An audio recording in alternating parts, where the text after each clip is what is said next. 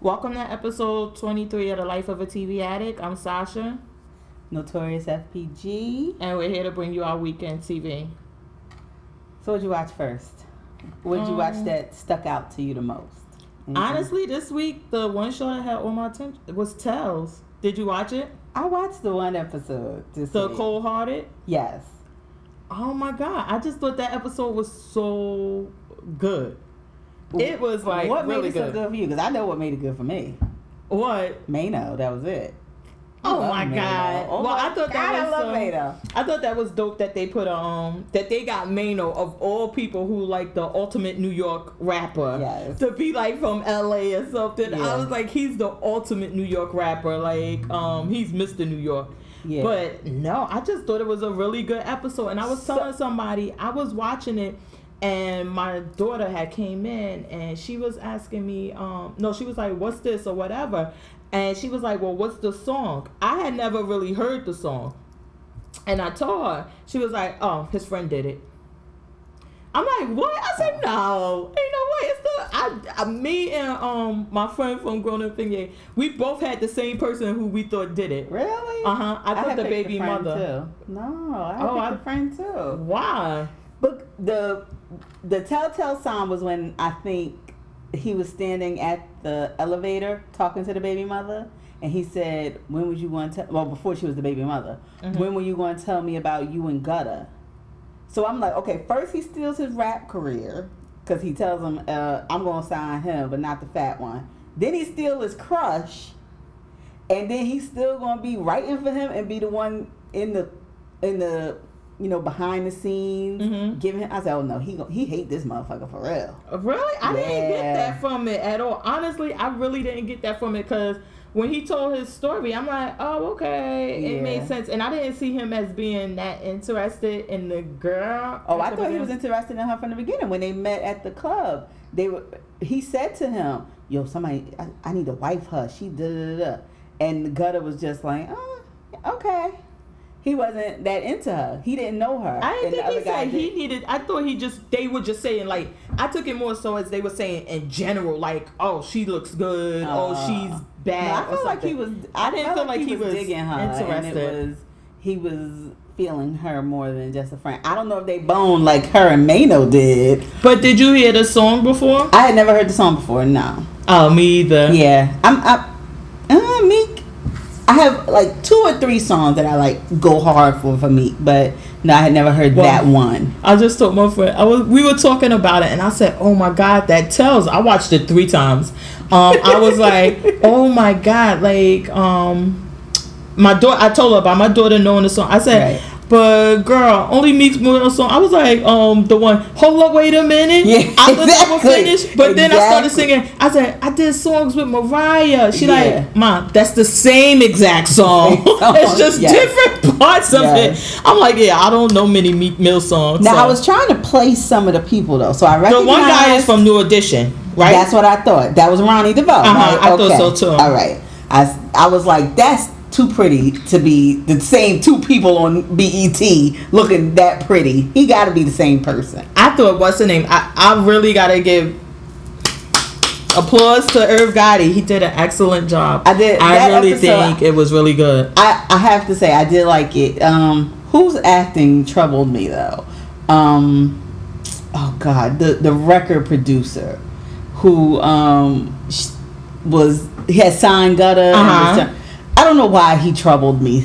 Just his acting, I wasn't a fan of. Wait, Mano acting, you were okay with? Mano was all right, girl.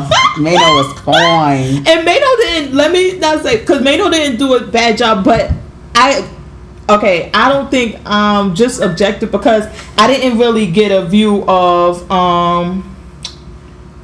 it as a whole because I just thought the episode was really good. Right. So I didn't look like oh my God, is he doing a good job? Yeah. I just was when he came up, I just started laughing because I'm like, he is the ultimate New York rapper. Yeah. Rapper sitting next to a guy with Compton on his hat. Yeah, and that's the only thing. But I just think it was a really good. I can't wait to see what's going to come.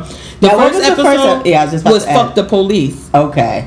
It was like the reverse thing with white people being treated as minorities. Okay. It was The first episode was pretty good. I can't front. Some parts went a little too far, and I didn't kind of dig it. Right. But it was a good episode. Right. This was better. Yes, okay. It was really, really, really good. Okay. So yeah, I'm here for Tales every week. I would watch it on demand. I don't know. It's not an appointment for me, but that's appointment. I would watch it on demand and just see what song. Because I did see that they're going to do Trap Queen. That used to be my cut. So I'm ready to see what they're going to do with that. So I'm going to be here for it to see what else they do. Yeah, that's must-see TV. Oh. Must-see TV. Oh, so what night does it come on? Because I watched it on demand. Oh, shit. Is it Tuesday? Okay, it's Let me try to Google. I think it's Tuesday night. Okay.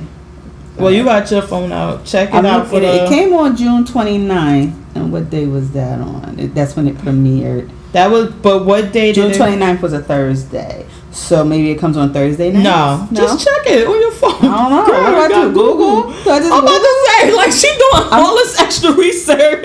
I'm a 45-year-old woman sometimes. I don't know how to work these newfangled gadgets. Let me get this damn computer popping. I'm telling you. But Apple, fuck you, by the way, because my phone still ain't working. Oh, Lord. But Tales on BET. So what else did you watch? We'll have that information for you in a minute, listeners.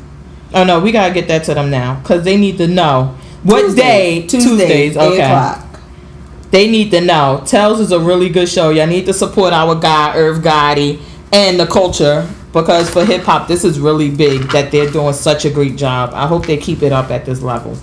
Okay. Well, since we're talking about hip hop and everything, I guess we should go to like Power. Okay. 50 Cent. Okay. So I'm all caught up because I think it's only 3 episodes. Right. And I watched 3 episodes. Well, okay. I watched 2 more. Okay. How are you feeling about these episodes? They're okay. I didn't find the scene with Tommy and Lala to be all of that. Because last season she was naked and this season it was just like... I just thought it was just like she popping it open for a goon on TV. If Carmela was feeling some type of way just about her showing her tatas, Lala's tatas, her getting rammed by the white dude on the counter, he was not really happy about that. I think this was less than her showing her...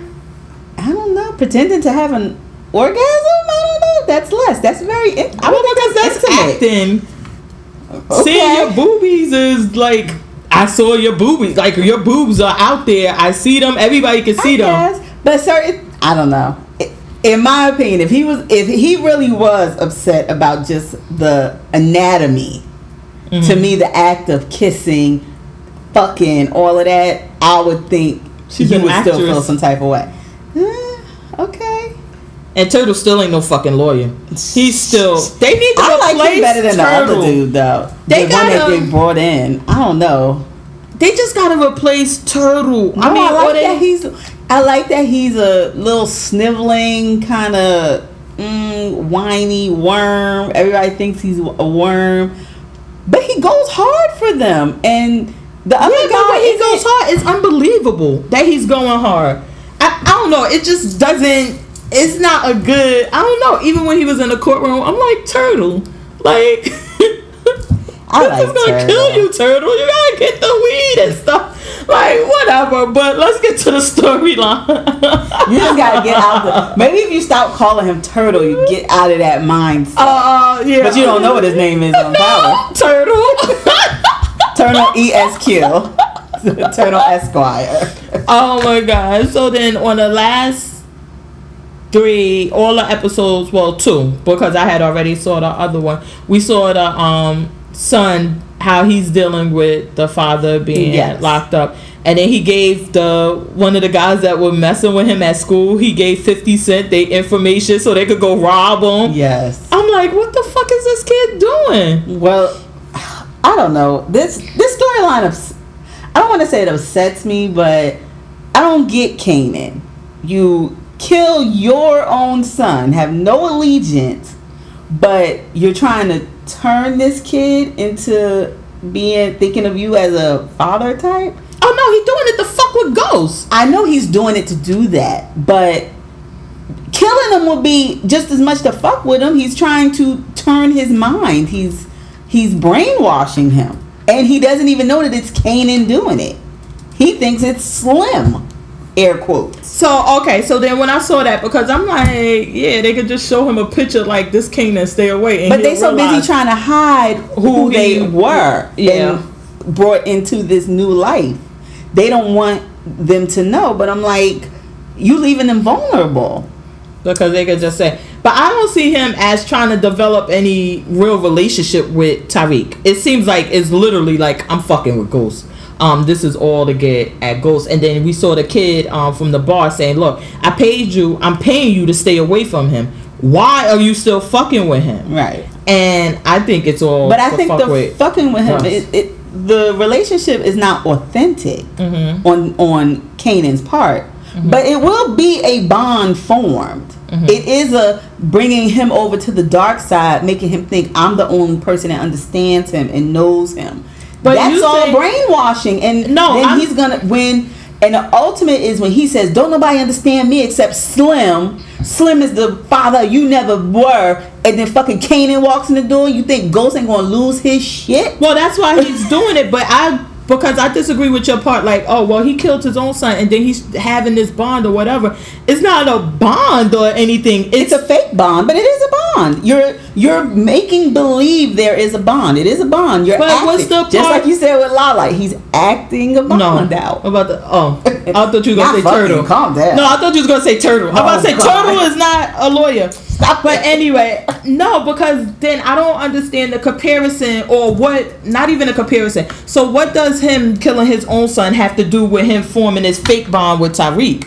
He's forming a fake bond with Tariq so he could fuck with Ghost. So it doesn't show like I'm a caring person or I care about this kid and I didn't care about my own kid. It's like I'm just fucking grimy. Right. I'll do whatever at any time. I'll even fuck with your kids. Right. That's how I'm taking it. But it seems like I didn't see. Well, to me, the grimy ain't fucking with your kids. Just killing my own kid shows how grimy I can be. Fuck. Oh no, fucking with somebody else. Brainwashing your kid, that's nothing. I have no love for them. They could get hit by a truck and I wouldn't feel no type of way. But you don't know how he feel about his own kid, so he might not give a fuck about him. Exactly. So if you don't give a fuck about your own kid, that don't mean, or maybe your kid was a bad guy and you just kill him, man. But you fucking with somebody else's kid and trying to get them away from like distrusting and being disloyal to their own father. That's kind of grimy. But then I think too, with his son was the fact of he had that relationship with Ghost that he didn't have, that Kanan didn't like. I think that was more of a thing of he couldn't have convinced him that Ghost was this person because he was there when Kanan wasn't, when Kanan was in jail. So Ghost had already won his own son over. He knew it was no hope for him. I can't convince you that this nigga ain't no right. So I'm gonna kill you, and I'm gonna start over with his own son. To fuck with him, yeah. But how long you think? So then, how long you think that Ghost is gonna be able to keep up this facade, whatever facade? Oh my God, that he's not Ghost. Oh, I think it's a wrap this season. I think it's gonna be done. I think the only reason I think that they think Tommy is Ghost is because he's white. You know what I'm saying? Because ghosts are typically wearing what? Sheets, white. I think that's the only thing that they are really correlating Tommy is Ghost. Yo, that's not racist. It is, but I really believe that. Well, because Tommy is a really, really bad guy. Right, but if you know him and Jamie were so tight coming up, if you know Jamie been a club promoter for all of 3 years, but living in a fucking penthouse apartment, where the hell you think he been getting this money from? But they not saying that he's not down with Ghosts, air quotes. They just think saying, he's a peon in the empire. Well, they're just saying, but Tommy is the leader. Right. Tommy is Ghost, and he's the leader. Tommy lives in a fucking condo. And you got a penthouse apartment. Because that's the thing, and that's probably what's leading more to it, because Tommy, he knows he got to keep a low profile, and this is him just trying to keep a low profile and things like that. And because Tommy is a really, really bad, guy. I don't think it's because he's white. I think it's because he's white, too. But just me. That's so racist. I don't think he's going to be able to keep it up much longer because the people in jail, the one guy knows who he is. He's going to start paying people off, and it's not going to be just one time. This guy's like, oh no, you're going to do this every week. So if you don't want me to tell them. So he could say, his wife was dumb, annoying, or was that just me who found the white guy's wife to be dumb, annoying? Oh. At least you could have gave me a son, then I wouldn't be alone. Bitch, y'all both 90 and a half. What the fuck are you talking about? Oh, gosh, yeah. I didn't get the wife's thing. Like, that, it wasn't necessary. He could have just been blackmailing him for any reason. But, that was just, I think this guy's gonna end up coming around to his side, though. That's just my opinion. I don't know that it's fact, but I think I see it coming where he's gonna need something on the outside that Ghost is gonna have to provide, not money. I think it's gonna be something else with his business. God. And it's freaking bitch Angela. Oh God, I can't see. It's getting to the point of. Do you remember Low Down Dirty Shame, that movie? When Jada Pinkett saw the soap opera person on the street. I'm like, what the fuck they got to do with power? And she walked up to him and said, I can't believe it's you, and punched the shit out of him. Oh my God. Angela gonna have to start having security with her because people are gunning for her. For real. It's scary. When you see the hate and slander on social media. Oh my God. And it's like you said, she's acting, but you don't see it that way. No. That's how she is in real life. Fuck I think she put up a picture. It was a picture on Instagram. It was her and all the like attorneys from the side, and they like took a selfie on break or whatever. And somebody comment like, why is it that I hate everybody in this picture? I don't know. She's such a bitch. What I don't get with her is, and I guess maybe I just don't know enough about the federal side, or if this is true and it's just they're just taking liberties with it. How is it ethical for her to even be in the courtroom on this case, let alone going to see people, executing warrants? Like, how is that even ethical? It's TV, Tommy. But I'm like, just make me believe it. Like, lie.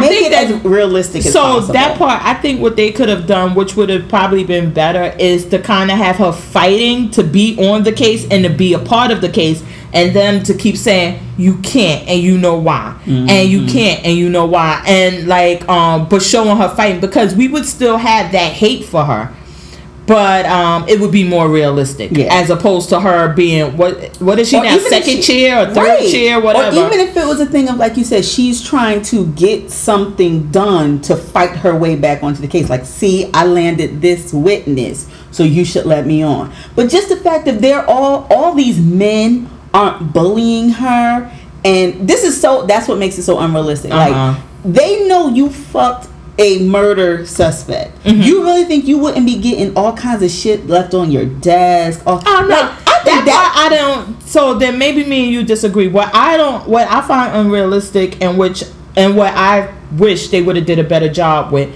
is with them allowing her to be so involved in the case, as far as because I believe she was first or second chair, and they told her, well, now you're going to be moved down because we're bringing somebody else in. This now they're moving her back up, and not saying no, you cannot be involved with the prosecution of this case because you were fucking him.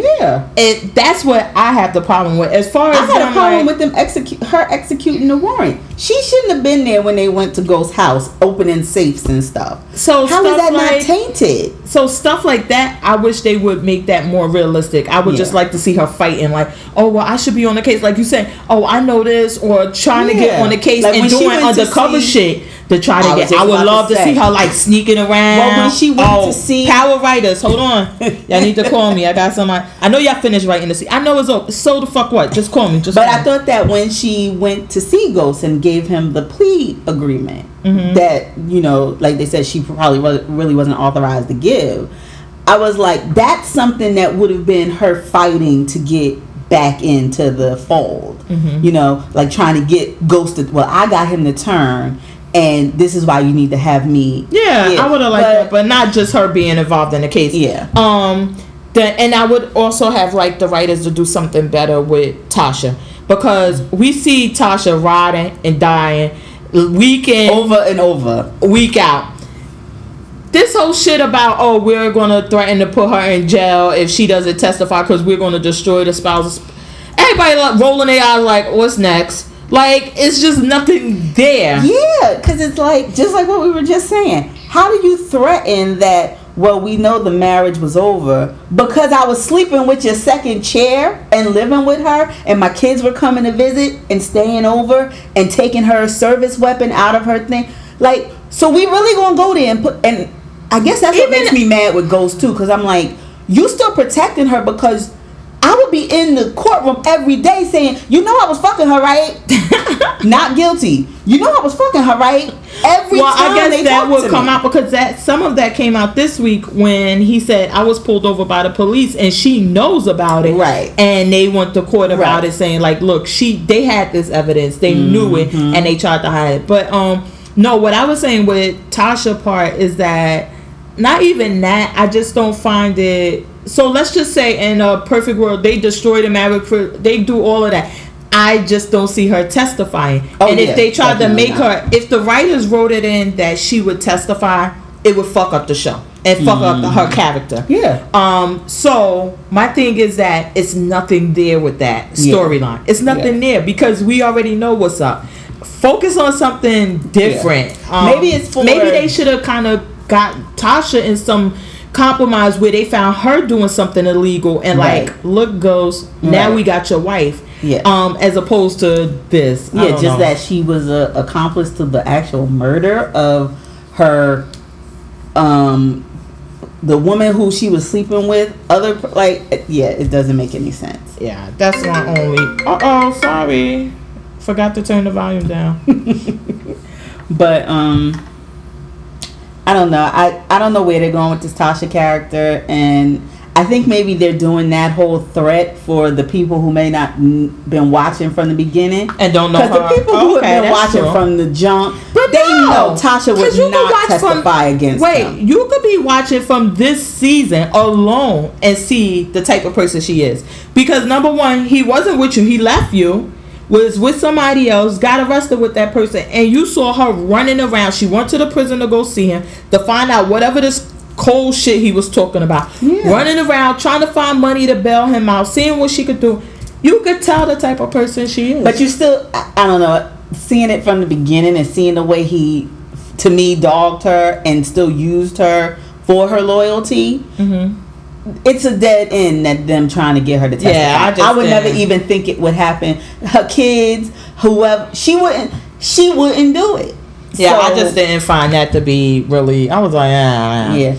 But what's the other story? So we got Tommy getting the after hours spot, and the move is dope. Yeah. Anything else really going on? Nah, they brought all the people in. Yeah. And of course nobody said shit. Yeah, I'm like.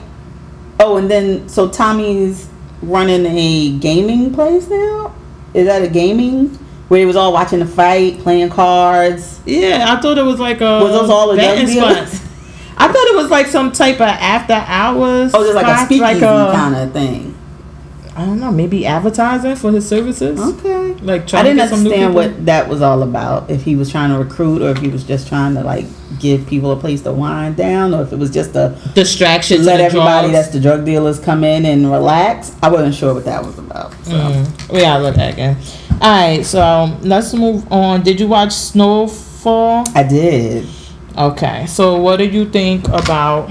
I like this show. Me too. I really like it. And I hate shows that make you root for somebody you shouldn't be rooting for. Who? I think, well, the kid, because he's dealing drugs in his own community. But you root for him because you're like, he has good reasons why he's doing what he's doing. Wait, what's his good reasons? I didn't think he had any good reasons but making money. Well, yeah, and helping his mom. He doesn't like what she's doing, and he doesn't like where they live. That's what I got. But there ain't no good fucking reason. It's just a reason. Who's to determine whether it's good or not? You? I thought he was trying to save when you say like, oh, but he has such good reasons. I ain't saying he want to build cancer. I'm about to say he want to build orphanages in Africa. But the thing is, when you want to justify good or bad, isn't every reason you use good to you? You think it's a good reason. You think it's good justification. So, but you think that's a good reason. I think he thinks it is. And I think either way, it makes you want to root for him because I think you want to root for him because you don't necessarily see him as being caught up for good. I think he's like, how can I put it? He's temporary. Like he wants to. It seems like he wants to get in and get out. You know what I mean? He doesn't want to be a drug So you vote for drug dealers? Okay, you do realize we just talked about power. As long as you're a temporary drug dealer, we rooting for you. We've seen a permanent drug dealer who we are also rooting for, who's also a murderer. So I don't see the difference in rooting them making you like your protagonist is a flawed character. Oh my God! Hold on. Your main character. Siri, what is protagonist? What the? Your main character. The focus of the story. He's flawed. He's good, but he has his bad points. So I guess because when you said that, I took it as like I don't see his reasoning to do it. He wants to sell drugs like most people want to sell drugs to make money. Right. It's no different than any other drug dealer. Right. I don't see him as being different because he's educated or anything else. Like, you're just a fucking drug dealer. It's not any different to you selling. So I ain't rooting for him or not rooting for him. Okay. But I don't feel differently. Like how you feel like he's a good guy and he's temporarily. I'm like, oh, he's just a drug dealer. Like, whatever. Let's see what happens with this. Like them bowling with the champagne and shit like that. I just think like that's entertaining. Well, I guess I like them showing the different. I guess how it all converges with this one guy where they're all getting their drugs from. Because it's like you have all these different storylines, but that's the central point. And how they all cross. I don't know. I guess I see him as being different because he rides up on his bike and he's doing this in his... Like, he hasn't shown any... You don't see where he's, like, flossing and he was getting all his money from selling weed and he was buying a little hoopty or bought some DJ equipment in his... Like, he doesn't have much that his mom would be like, where are you getting this money from? So that's where I see him as being different, where then you have this other guy who's coming in who is doing it to fund his war back home and with the CIA. Then you got this other girl who's doing it. I think she probably wants to get out from under her uncle and father's cartel. She got the whole people working, until the but she's using their money to do it because she robbed them. And then using the money to buy the drugs to give her own startup operation. Well, I guess so. Then, basically, based on what you're saying, because in the picture, in the show, we see the girl with the cartel family or whatever. Her brother is like in this gym and this and that, and she kind of gets him over, saying, "Look, you come and work for me, work for the family for a little bit, and you could buy this gym, and everybody could work out here free, so they wouldn't have to worry about money." Now, him getting into it, I could see you more saying, like, he's trying to get in for the good reason, just to get the money, to build the gym. But the main character, I can't even think of his fucking name. Right. He's straight in it to make money. Like, he doesn't have... His mother, at least she fucking employed. They living in the ghetto, and the mother got a job and everything else. But I mean, I guess. Does her job really seem like... Who would want the job of evicting people?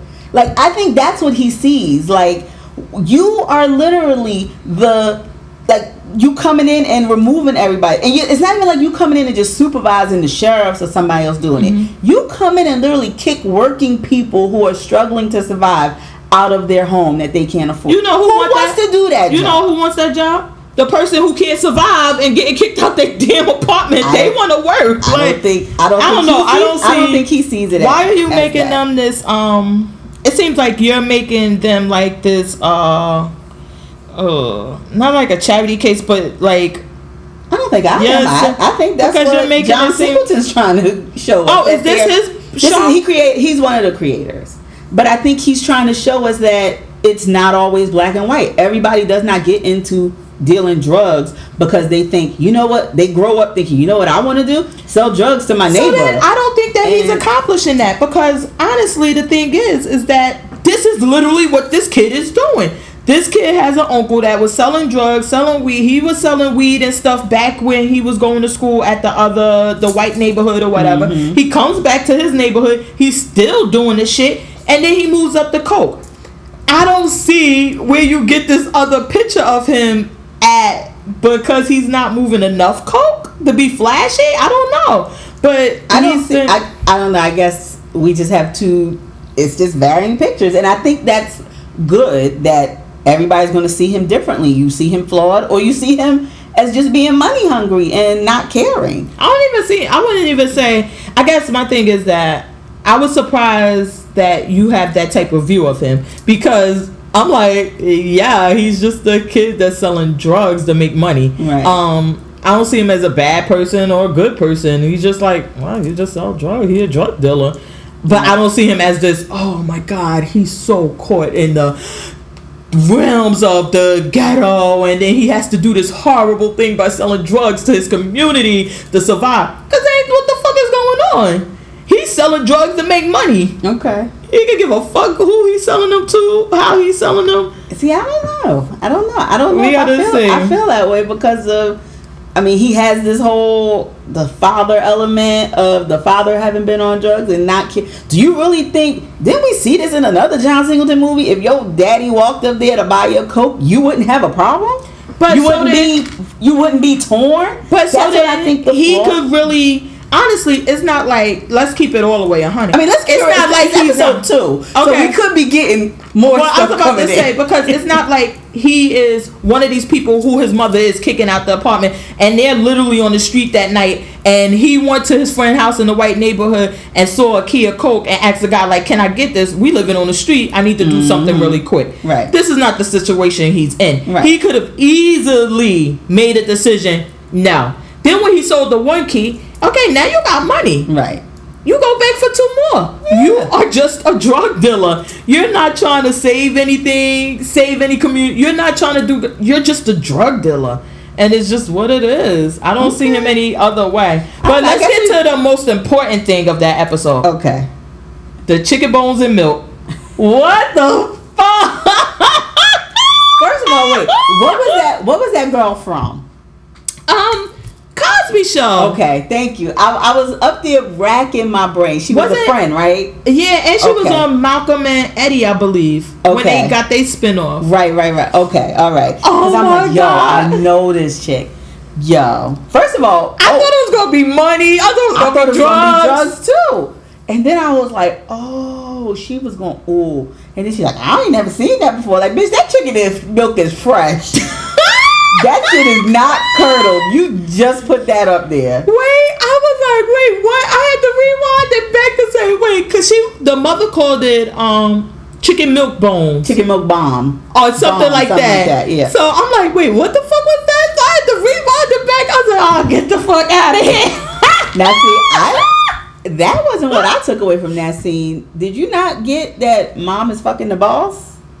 Who's the boss? When the guy that came up, that she was like, "Oh, what are you doing here today?" He's the owner of the company complex that she works for. Yeah, okay. I think he owns the apartment complex. I'm not sure, but she works for him as a property manager. Blah blah blah. But when he came up, he like put his hand on her waist, and then she kind of moved it away really quick, like trying to keep the sun from seeing. So I'm like, no, I was just focused on the chicken milk. Well, then when she threw that shit though, he gonna be washing his car forever trying to get that thing off. That's the only thing I could think about in that. And damn near started a riot. Oh my goodness. Can you imagine how that would stink? Oh God. Oh my goodness, but that's all I could think. I thought that shit was crazy. All right, let's get to Queen Sugar.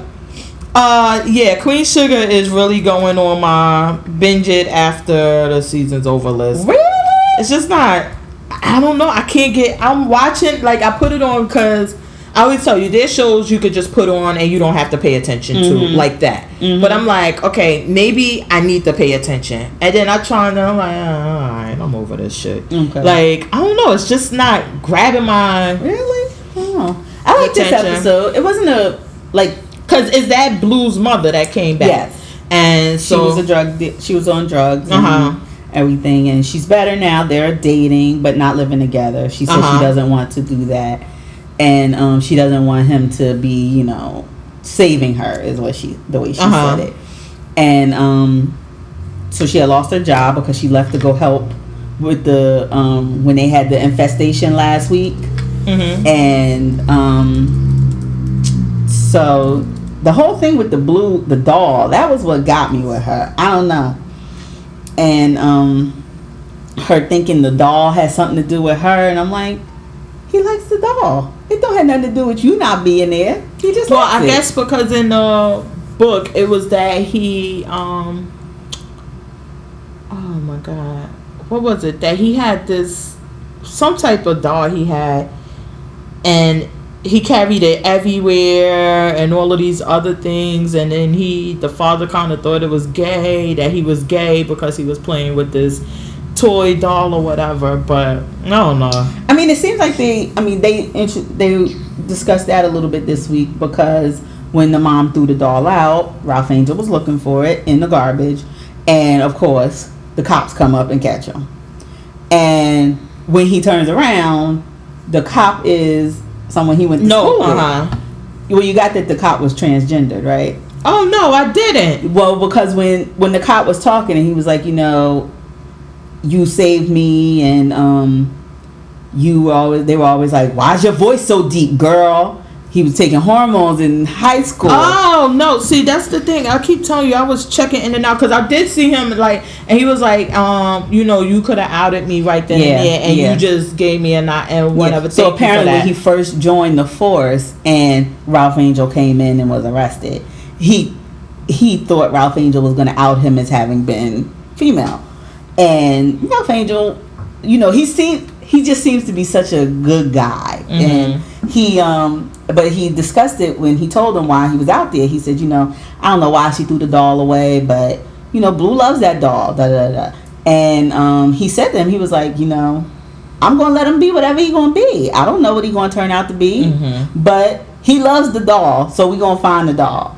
And the cop said, you let me be who I was before I knew who I was. Aww. And so I gotta binge. See, that's the thing. I think that I just need to get, when there's nothing going on, get a day and just sit around and watch them. Yeah.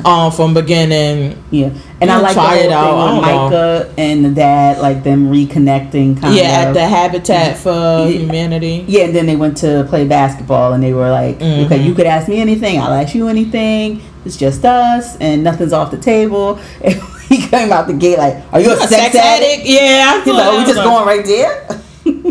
My God. I guess him and the girl that was at the Habitat for Humanity are going to hook up. I guess that was what they were. Oh, so is the storyline supposed to be that he's really a sex addict and not just sex addict, air quotes, like everybody who gets caught cheating? No, they did the whole sex addict thing because of the alleged rape that went along with when he got caught out there. Oh, okay. So he did the whole sex addict thing, saying but he's not really a sex addict. No. Just a he was just sleeping with everybody, and he was sleeping in every port. He had a woman in every port. So. Oh my God. What else? Did anyone? That one? Nova finally getting some black love. We've only seen her with white guys mostly. So I gotta give it another try and see. I watched the episode mainly just so I could be prepared to talk about it. But I don't know, I just wasn't, or maybe it's one of those shows, the truth is that there are some shows where you literally just have to be in. Yeah. And you can't just check in and stuff. Right. You have to be in, and maybe that's just one of them. So, I'll get back in. I'll see. All right. So, let's go to the Carmichael show. Okay. Now, was it 2 episodes this week? Because when I was watching it, I just got the one. It seemed like another episode was coming on about them having unprotected sex. Oh. But then when I went on demand to try to find it, there was nothing there. Oh no, I only got the one episode recorded as new. Cause I always put mine to go over a few minutes. Right. And another episode came on right after it, but when I went on demand, it wasn't there. Let me see. I don't know. They fucking with Carmichael. Let me see. The last one was, I got Intervention Morris, Shoot Up a Bull. Yeah, no. Maybe that was one from last season they replayed. Oh, maybe. But this one with, what's her name? Nikisha. Beating up the...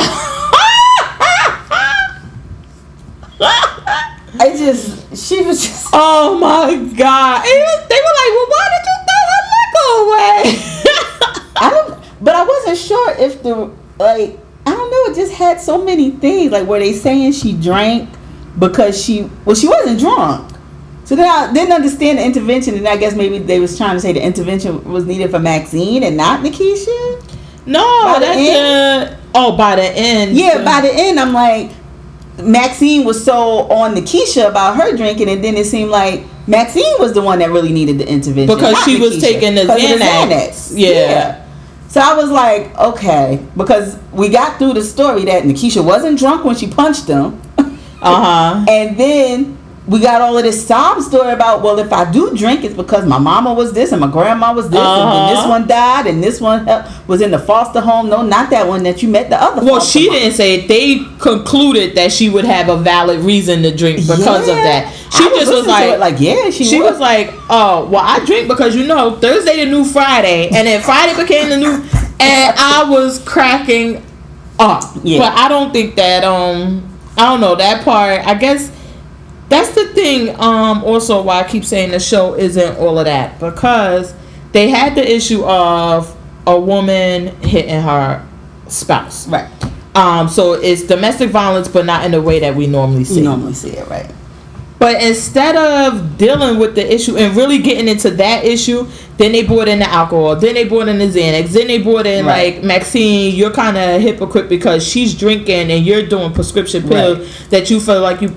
But they never really get all the way into any issues. Right. And it's like, this is why the show is it's like it loses its focus, or it's just like, hey, we want you, maybe they want you to start talking about it and not really, like, tell you how they would feel either way. We always get how, it's just funny, we always get how the mom and the father, like, how they would fall on it. Like, we always get their opinions. He's like, well, let me go get a drink for you. You got promoted. We got to celebrate. But I don't know. I just keep saying, like, it just seemed like it could be a really good show if they would go somewhere. But then it's also, did you catch the Blackish shade? Yeah, it's like, oh, we just like the family of Blackish. And then I thought about it because I'm like, it's also, do you really solve problems in the 30-minute special? So it's like, maybe there's never a solution because it doesn't get solved in this I wouldn't even time. like them. They don't even need to solve it, but at least tell us what the fuck the problem is and focus on that one problem. Right. Like the rape, I keep calling it the Rape Avengers episode. But the rape episode got into the whole thing and flushed it out. Right. Yeah. These other episodes is like, okay, let's just touch on it and then let's go here, let's go there, let's try to get as many of these. I think the shooting episode too, but yeah, I know what you're saying. I get what you're saying. I agree. Like that it loses focus and then it just you're not sure what you're supposed to be focusing on and which character is the issue. So well, they're going. It's only a half hour to dedicate, so we're gonna stick with it till the end. Yeah, why not? But they're going anyway, so it really doesn't matter. So let's get to the reality shows. Oh gosh, I got we might as well start with Housewives of New York. Oh, because it's like oil and vinegar. I just wasn't. I just could talk about them all day. Oh my god, when she said it was like oil and vinegar, we're like oil and vinegar. Like they go together. And that's what Bethany kept saying. Bethany like, yeah, but they go together. You mean oil and water? Right there on the table together because they go together. Yo, Ramona's face was so puffy. She had surgery. She had to have had some, or either she's been hitting the alcohol way more than usual, because her face was so puffy. When they was doing them close-ups, it was way too close. No, when I saw it, when she was at the table, I said, oh, did Ramona just come back from having surgery? Right. Because the way her face looked. And then, I don't know, her obsession with this whole Bethany thing, I don't know. And I love Bethany. Bethany is just such a cool customer. I could not be that cool. And with Ramona. Just in general, like she doesn't seem to lose it. Like she'll lose it in her confessional, she'll lose it on like to be people she's really in her everyday life with. But with them, it's like it rolls right off her back. She'll say her snide comment and she's over it. Because they were sitting there and Ramona was in her face talking about, don't Bethany, don't, I deserve, and she was like, you know what, I don't want you to go to Mexico. And that was it. She was just like, I guess because they're more refined. Like they like, listen, I know you ain't gonna hit me. I ain't gonna hit you. So what's the point? Like, we're 50 plus. We're not getting into a cat fight. So let's just, I don't know. And what else really happened? We saw Tinsley go out, which was weird as fuck. She gotta get off the show because she's making it faker than what it needs to be. Why are you making out with this guy? And you take off your wedding ring and now you kissing him. First of all, I mean, I'm like, Carol, though, like, okay, Tinsley, it's awkward. Why are we talking about your ex-husband? You tell how many kids he got? Ring.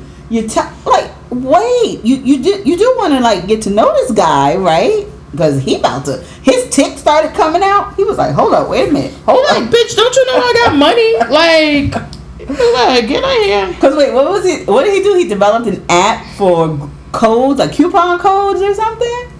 I think that's what they said. Oh, I couldn't remember what she was saying. He developed it was either app or a site that would give you coupon codes. Oh, so like a kind of retail me not kind maybe of thing. It is retail me not. Maybe. I don't remember them saying the name. They didn't say it. But yeah, I don't know. Tinsley just something about her. Like, you dress like a little girl. She even said that. She goes, I dress like I'm 5. I wear Mary Janes and tights.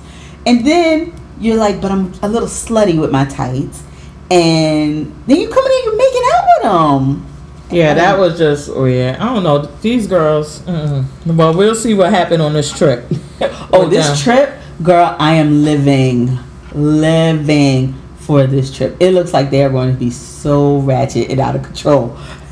Damn Luann falling off the thing. She falls off the thing. Ramona's like, you should have went that way.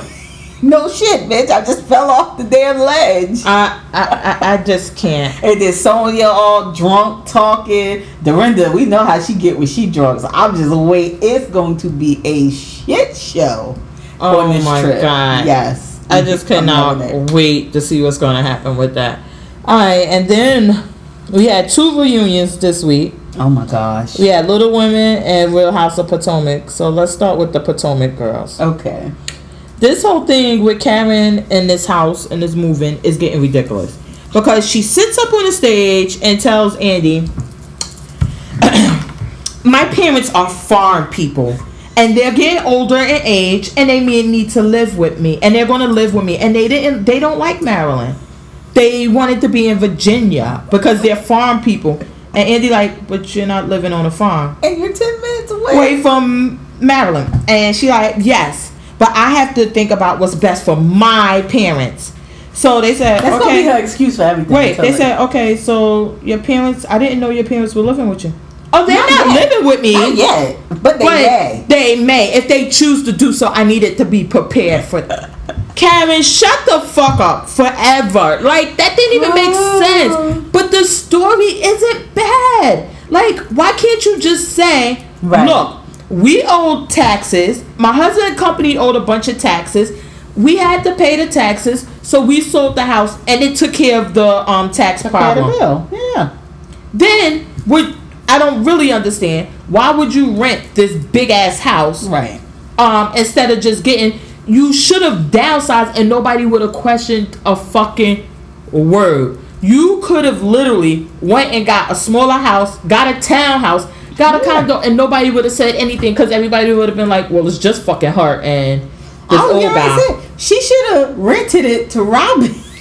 Put her and them kids in there, and then y'all took their little townhouse because their little townhouse is big enough for y'all. I just that would have been a perfect size. This the time when the truth is better than better than the lies. Yeah. Like, just tell the fucking truth. Why are you being so stupid about it? And then when the story breaks, that's one thing I hate about the reunions, I guess, being taped so far in advance. Because then when the story breaks and we sitting there watching the reunion, it's like, you can't even bring that out. It makes me so mad because I already know. I'm not even watching this stupidness. I already know the answer to these questions, man. That's what they need to, I don't see why they haven't gotten that together yet. They need to have a little bit more time after it airs to film the reunion. Yeah. So they need to wait, like, okay, well, I guess because they need to have it done right after. Yeah. But they can still get it done. Fresh, but I mean, I like that.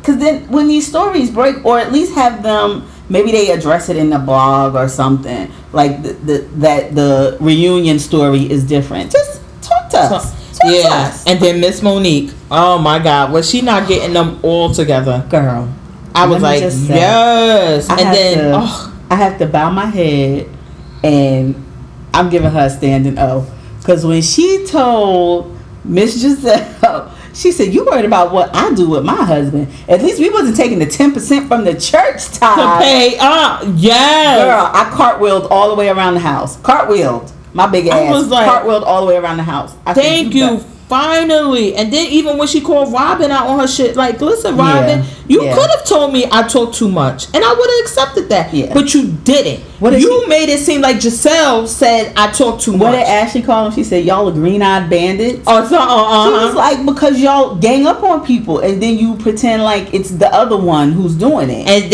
everybody said it. They like, Robin, when you're not with Giselle, you're different. Yeah. And then I totally can see when she said that, I'm like, and then they showed the footage of Robin going to her saying, like, Giselle, she said you talk a little too much. But see, I hate that they don't show it to them. Like they say, let's go to the videotape.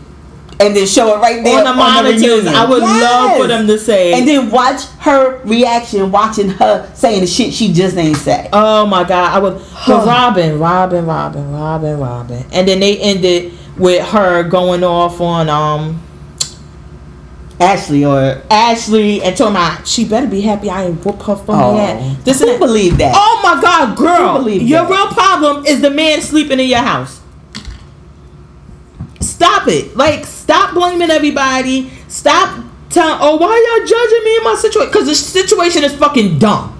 That's why everybody judging you. That was another thing when Ashley said, at least I'm doing something. I'm not going to be in an unhappy situation for 20 years. Like that side of the couch. I said, you know what, Ashley, that is why I'm here for you. Yeah. Because she can be as shady as she want to be. But she's been real about what's going on in her marriage. Mm-hmm. She's been real about the restaurant. She's been real about whatever situation they're dealing with not getting pregnant. And I'm like, I can appreciate that. Now, hey, she may be giving you the little tidbits and not giving you the whole entree, but it's still more honest than what Robin, Giselle, and that other one is giving me. Wait, hold up, pause. Did you see the man that Giselle's supposed to be dealing with? The African, he looked like I was just about to say he looked like he another Nigerian. He on the Underground Railroad. Oh my God! I was like, Giselle, all right, girl, we know you need a sponsor. She said, "What did she say? Rich in eggplant." I was just like, oh my God! And she's like, we've been dating for a year now, and I'm like, well, how you were dating him for a year when you were supposed to be with fake guy? Like nobody didn't know that was fake. And then you mad at fake Bill Gates for saying the truth. Like, once you get old, who gonna want you? Well, I think he should have said, what he should have said to her is this: you need a sponsor for you to take care of you and to take care. Well, the kid's father makes money ripping off the church. You gotta get this popping because you need to secure that sponsor now while you're hot and popping. But he couldn't say that on camera. Wow. I think for lack of a better seemed like that is what he was trying to tell her. Like, your looks fade, and that's all you have to offer. You need to find you somebody. But that's what I'm saying. So I feel like he did say that. He just couldn't say it shady, because it didn't work in his favor. Because now she felt like he was being. And he tried to be nice. But she was the only one that felt like that. Everybody else said, yeah, he right. Yeah. Ashley and Monique, like they said, the youngest ones there said, but it's true. If all you have to offer is your looks, you need to find someone while you look good. Girl. And I mean, Ashley and Monique was like, well. And then they looked across to that side of the table. Ain't that the triple truth? But I just, oh my God. Ashley and Monique were giving me life. I can't wait to. So. Let me back up. I was going to say, I can't wait till Juan come. I probably can.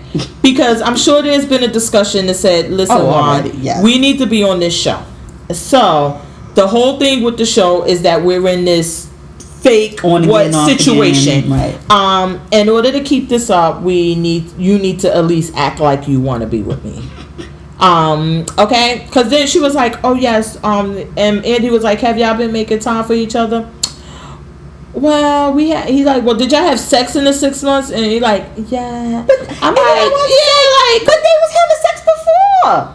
So what's the big deal? When they was sitting in hookah night, she was talking about how they was still having sex. She wasn't not missing when Sharice was talking about how she hadn't had none. Robin was like, oh, because she was still going down there, creeping into the basement, banging it with Juan. I can't.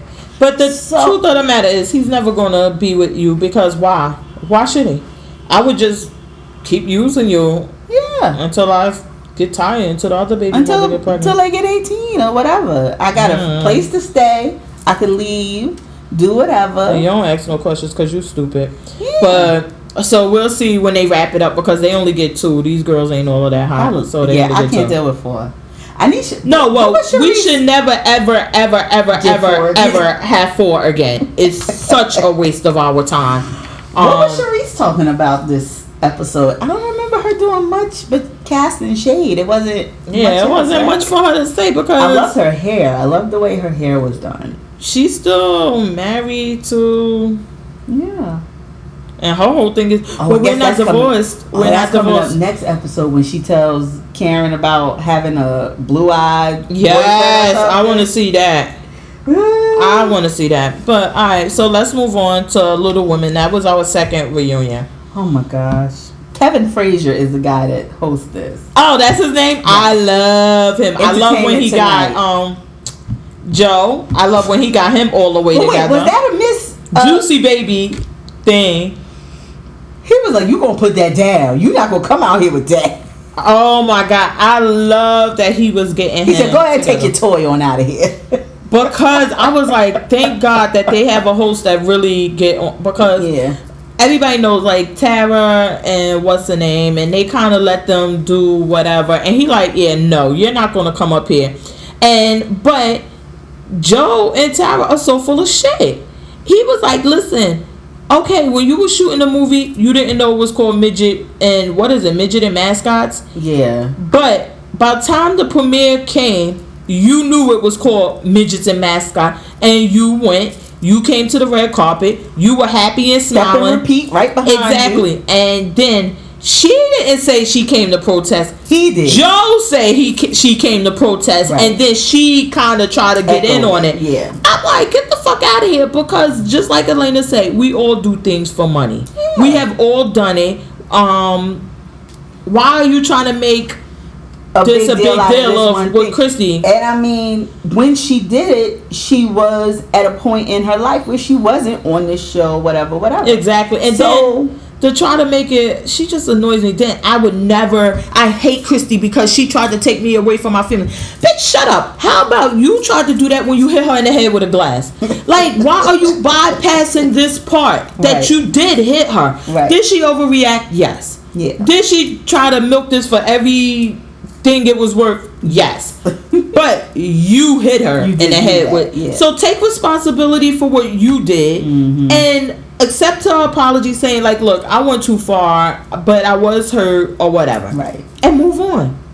Like, what the fuck? And then she looked like a dumbass unicorn with that hairstyle. I was like, why would you do that to yourself? I tell you, I gotta find out where this little, I don't want to say midget, but this little person whole shop is, because I need to see these clothes in real life. I think they get them altered or something. Was when the friend came out, Brianna's friend. I was like, look at these hips and these white shoes. I'm so disgusted. And I don't know what the white shoes at the were. same time. But Brianna, and that was another thing. Brianna with this bullshit. I'm like, yo, Matt.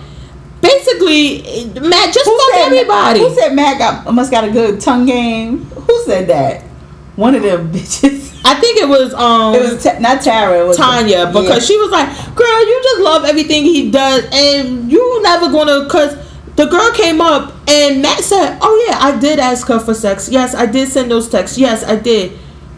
And Brianna was like, "Yeah, but you." I'm like, "Wait, what?" Yeah, but like, how could you? Because what did she say? She's like, "Well, I didn't see the other side of those texts. Who needs to see the other side? He's a married man." And so anytime the first part came through, he should have shut it down. None of those texts said no thank you. I was about to say, And plus, with the iPhone, you would see her bubbles in between, and it was all bubbles. Him. It was all him going back. But fuck if she had the text. Let's fuck that. Mm-hmm. He said, "Oh yeah, I did." Girl, I can't wait for this. I'm like, this okay, what are we next week? Oh no, when he said and we got the girl, she looked like she part black. Yeah, well, I think that's his type, honestly. And he was like, "Oh, we got the girl from the Snow Lodge." But everybody went, all right. I'm like, what is the point of this? He could literally fuck her mother in her bed with her watching, and she'll be like, "Yeah, but you know, I do things too. Like mom kind of came on to him a little bit. I didn't cook oodles and noodles tonight." It'd never be. So what is the point? Yeah. Why should he act like he got any fucking sense? Any scruples? Yeah, I agree. I'm like, I'm just getting so. I'm like, oh my god, this girl cannot be this fucked up. Apparently she can. Apparently. I'm like, and then Jasmine was going off for him, and I'm like, Brianna wasn't even saying that. She wasn't agreeing, disagreeing, or sticking up for Jasmine, or when he tried to come at Jasmine, like, what does this have to do with you? It has to do with all of them because they see you doing this to her. And that's what Tanya said. Tanya was like, why are you even talking to him? She loves it. Yeah. Leave it alone. She loves you that talking to the dirty wrong draws. person. You need to talk to God. Yeah, like she loves it. Mm-hmm. Oh my God. But she needs she clearly needs help. Because it's nothing, somebody who would accept that has some type of mental problems. Because little person, big person, whatever. If you got mental problems. Yeah. You cannot sit there and your husband is just outright with it, doing whatever. Yeah. And you like, oh yeah, but that's my fault. Or, oh yeah, but this time with the woman, what was his excuse? It wasn't even really excuse. Brianna jumped in like, but you were my friend. Yeah. He didn't have no excuse. He just wanted to do it. Yeah, he was like, oh yeah, I did send those texts. Yeah. Girl, I can't wait to see what happened next week. And then we saw that they getting a little what is it called? Paradise. Little Women Paradise.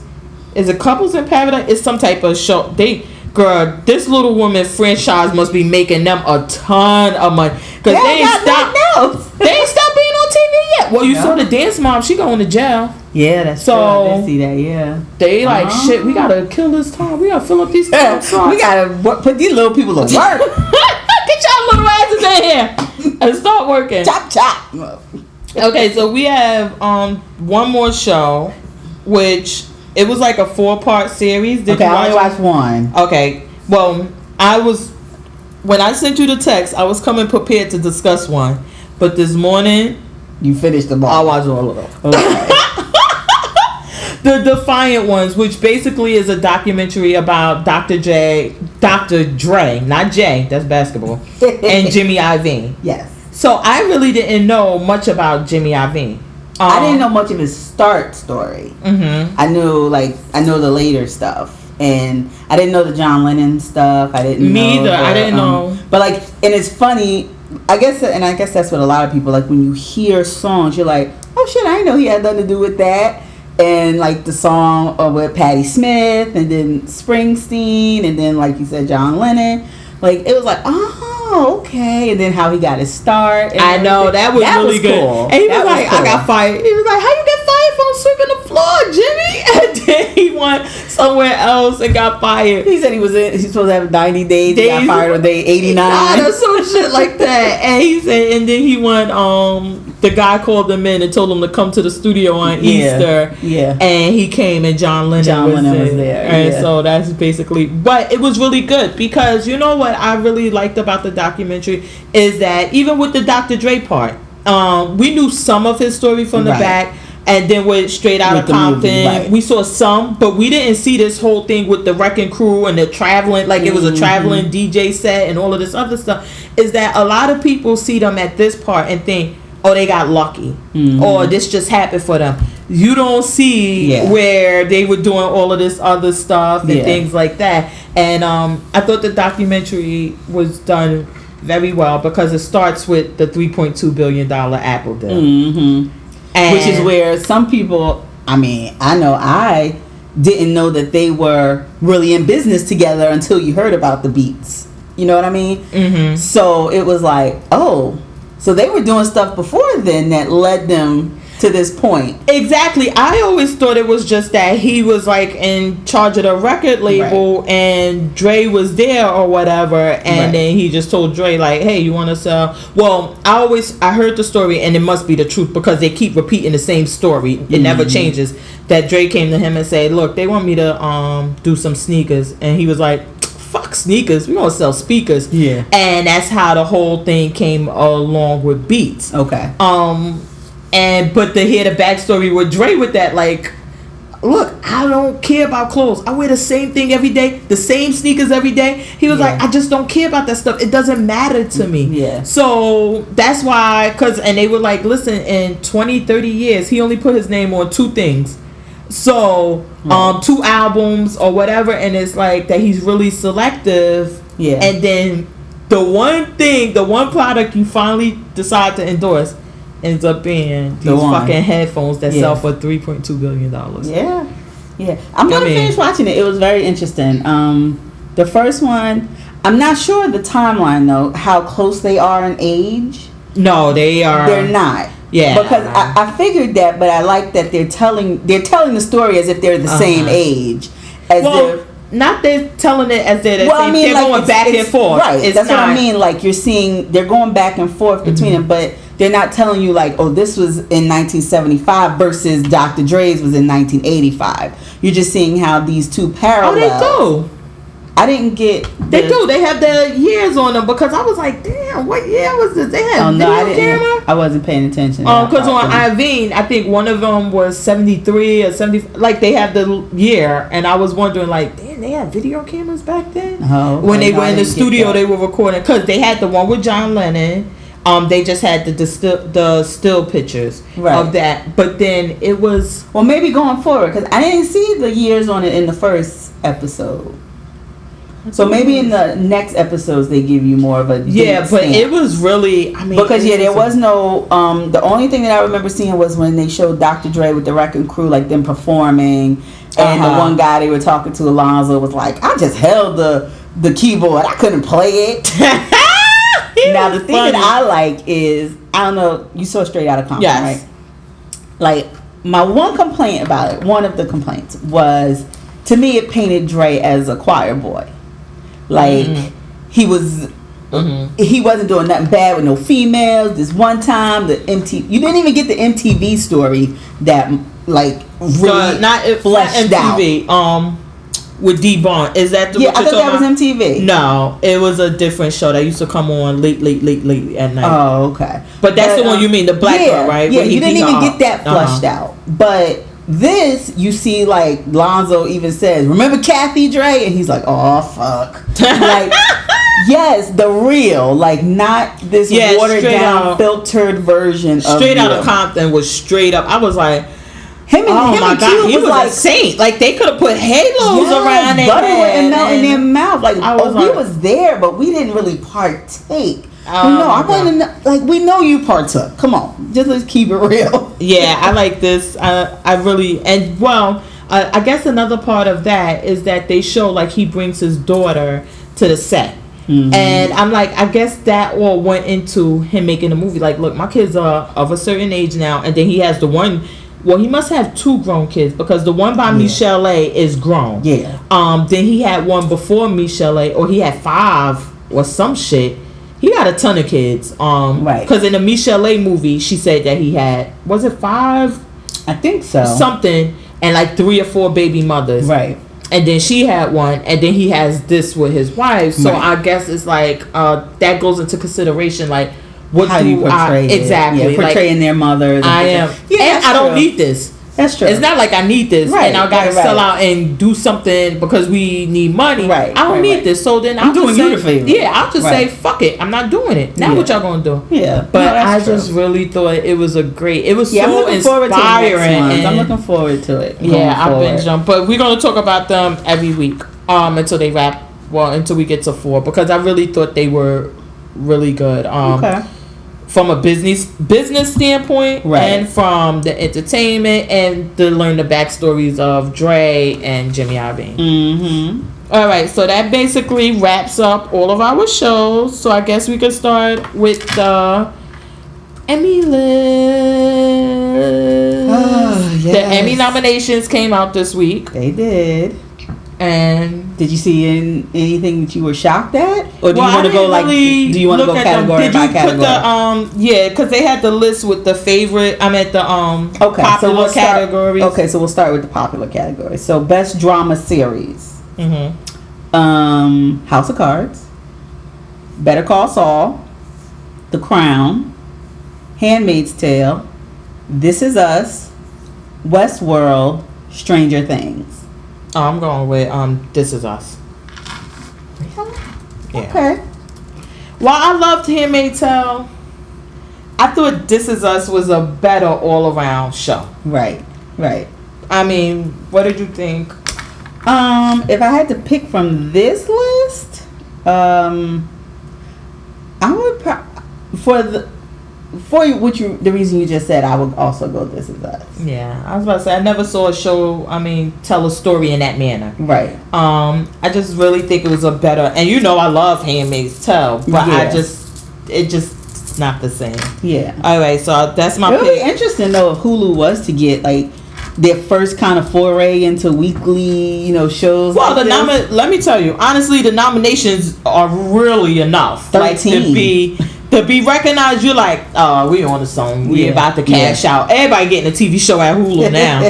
Oh fuck, let's hold on, get some cameras in here. We might be on Hulu next week. All right, what's best the next comedy one? Series?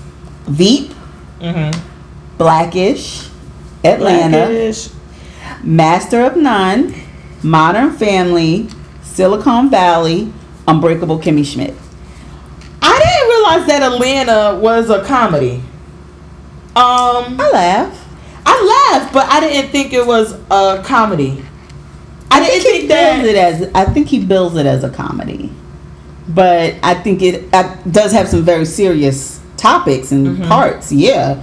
So okay, so I guess when it comes up to like comedy or drama, I wouldn't see it as a drama, full on on drama, and maybe they make that choice after like, listen, this is the category for drama, and we're gonna go up against these. Who determines it though? Because I wonder if I submit my show, do I tell you I want to submit it as a comedy, not a drama? Yeah, because it's not the Emmy people that make that determination. No. Okay. Because even once you make it and you have it on TV, it got to be listed as something, and you pick the genre and all of that. So then it's done that way. So I'm gonna go with Blackish because that's my show. Okay, I'm not so sure about Blackish. What's your this one locked up? Truthfully, out of these, I'm gonna go with the dark horse. I would pick Master of None. I really enjoyed this season, and if I had to go for something else, though, I'll go Unbreakable Kimmy Schmidt because I just love that fucking show. That was funny. But yeah, best limited series. Okay. Big Little Lies. I'm going with that. I didn't even tell you the rest yet. I don't care. Feud, Nat Geo Genius, The Night Of, and Fargo. Oh no, I'm going with The Night Of because you know what? I read the list and I said that when I saw Big Little Lies because I was highlighting them for preparation for today. Right. And then I said, oh no, The Night Of. I gotta pick The Night Of. I would pick between those two also. I really can't choose. For you gotta pick. Oh, no, I can't. I love them both. You gotta pick. Oh, okay. I'm gonna go Big Little Lies then. I'll go the opposite of you. But yeah, those two would be my picks also. One of them.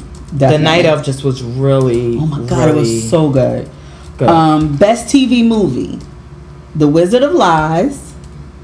That was the one on HBO about Bernie Madoff. I didn't even watch that shit. Black Mirror, which I don't understand this category because I thought it was a show. It's a series. Yeah, but it's only like 6 hours and it's really like, so I don't know how it got best TV movie.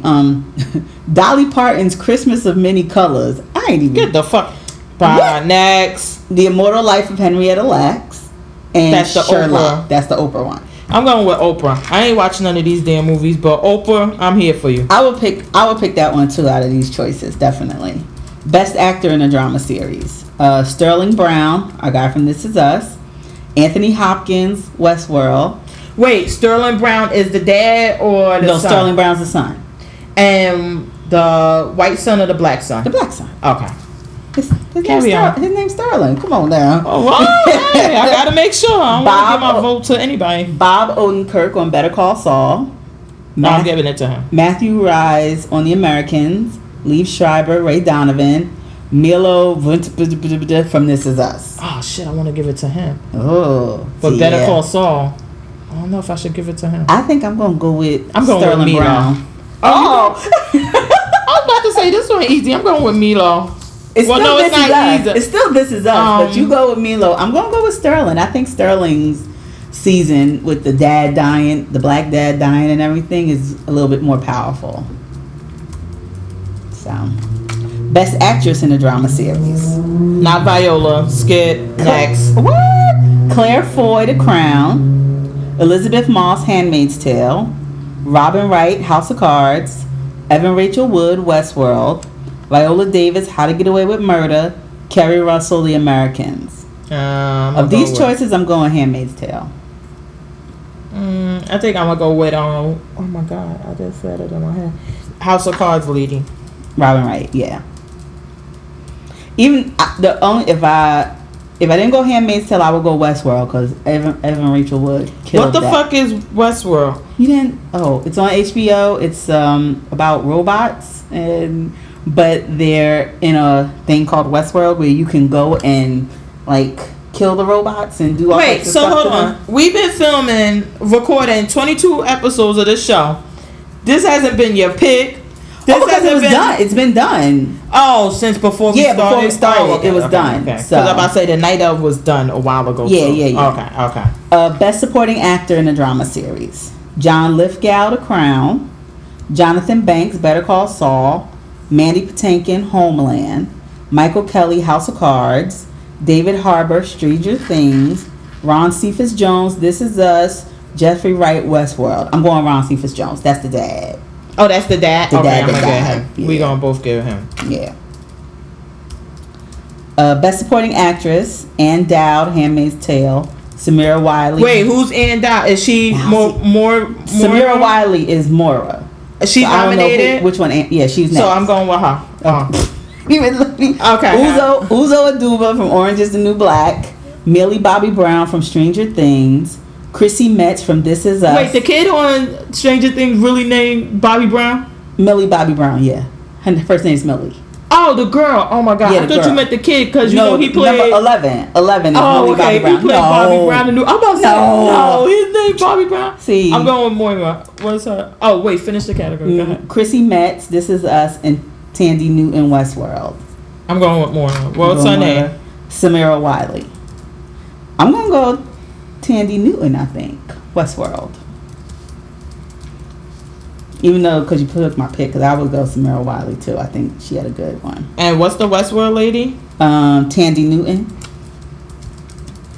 Okay, I'm going to skip a couple of these and... Only the popular ones. You didn't get the popular list? I'm going down to... you want to do Best Supporting in a Limited Series? Go on. Okay. We'll do Best Actor and Actress in a Limited Series first. Robert De Niro, Wizard of Lies. Riz Ahmed, The Night Of. Ewan McGregor, Fargo.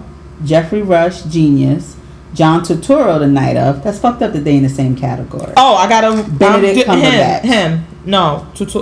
That's the weird guy that had the lawyer. Yes, him. John What's his Turturro. name? Oh, yeah. I got to pick him. Okay. I gotta... I'll go Riz Ahmed. I think it's The Night Of either way. What's the category? Best Actor in a Limited Series or Television Movie. Yeah, I gotta get him. And I'm going Reese for the actress. I didn't even get there yet. That's next. Best Actress in a Limited Series. Wait, what was your pick? Oh, Riz Ahmed, Night Of. Riz.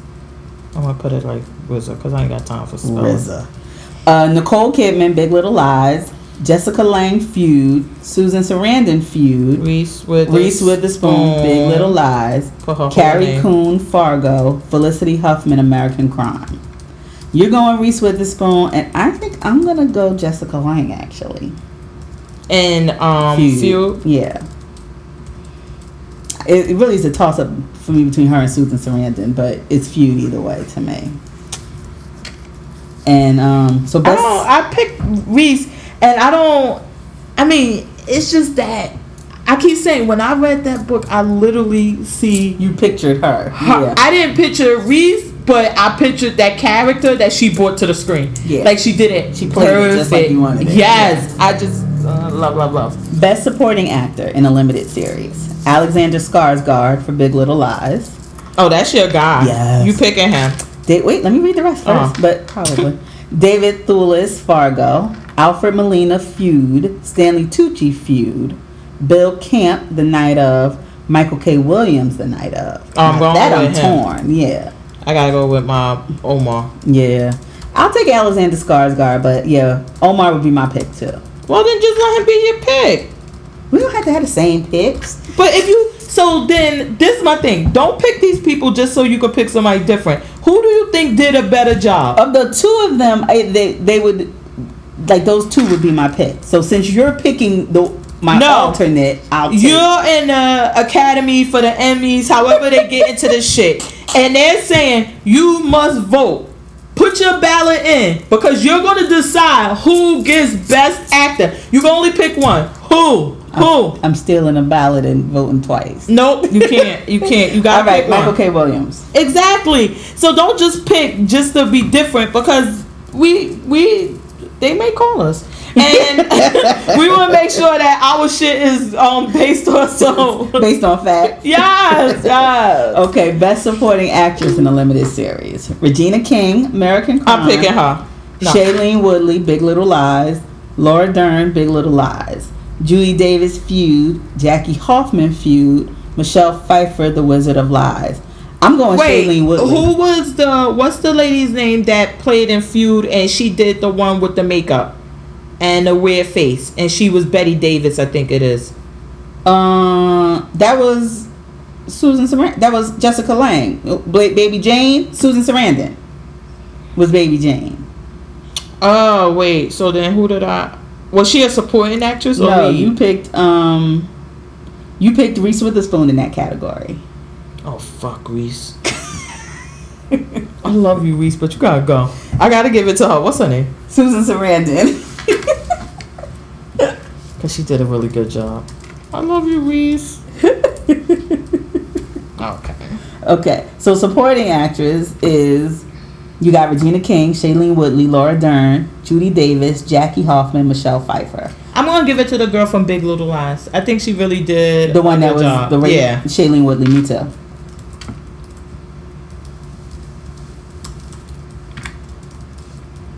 Damn, Reese. Why you have to be in the same category? Okay, and last two we'll do comedy series. Best actor in a comedy series. Jeffrey Tambor, Aziz Ansari. I'm sorry, Jeffrey Tambor for Transparent. Aziz Ansari. Oh my God, are they still nominating fucking Transparent? Yeah. That shit ain't even all of that though. Donald Glover, Atlanta. Anthony Anderson, Blackish. William H. Macy, Shameless. Zach Galifianakis, I'm Baskets. going for Shameless. Cause this year. You going Shameless? Yeah, I think I got to. I know watch Anthony or one of them win, but Shameless, oh my God, he just was killing it this year. I'm gonna go Aziz Ansari, Master of None. I like Donald Glover, but I don't know if he win it again. Didn't they give him? So what was that? He won for best. What was it? Was it the best show? But it wasn't an Emmy. Show? It wasn't an Emmy. No, he won. He won an Emmy. He won new show and actor. Mm-hmm. But was it an Emmy, or was it like a Golden Globe, or was it? No, I thought it was the Emmy? Emmys. Okay, so I'm not picking him for it again.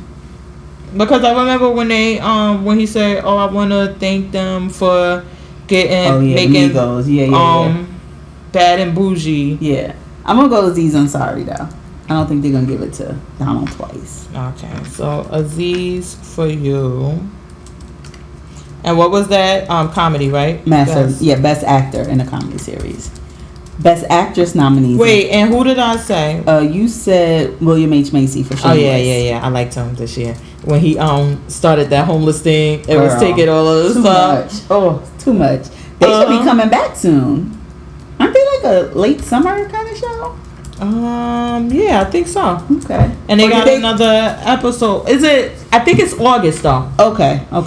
But he should Best Actress in a Comedy Series: Ellie Kemper, Unbreakable Kimmy Schmidt; Allison Janney, Mom; Julia Louis-Dreyfus, Veep; Tracy Ellis Ross, Blackish; She just won. Lily Tomlin, Grace and Frankie; Jane Fonda, Grace and Frankie.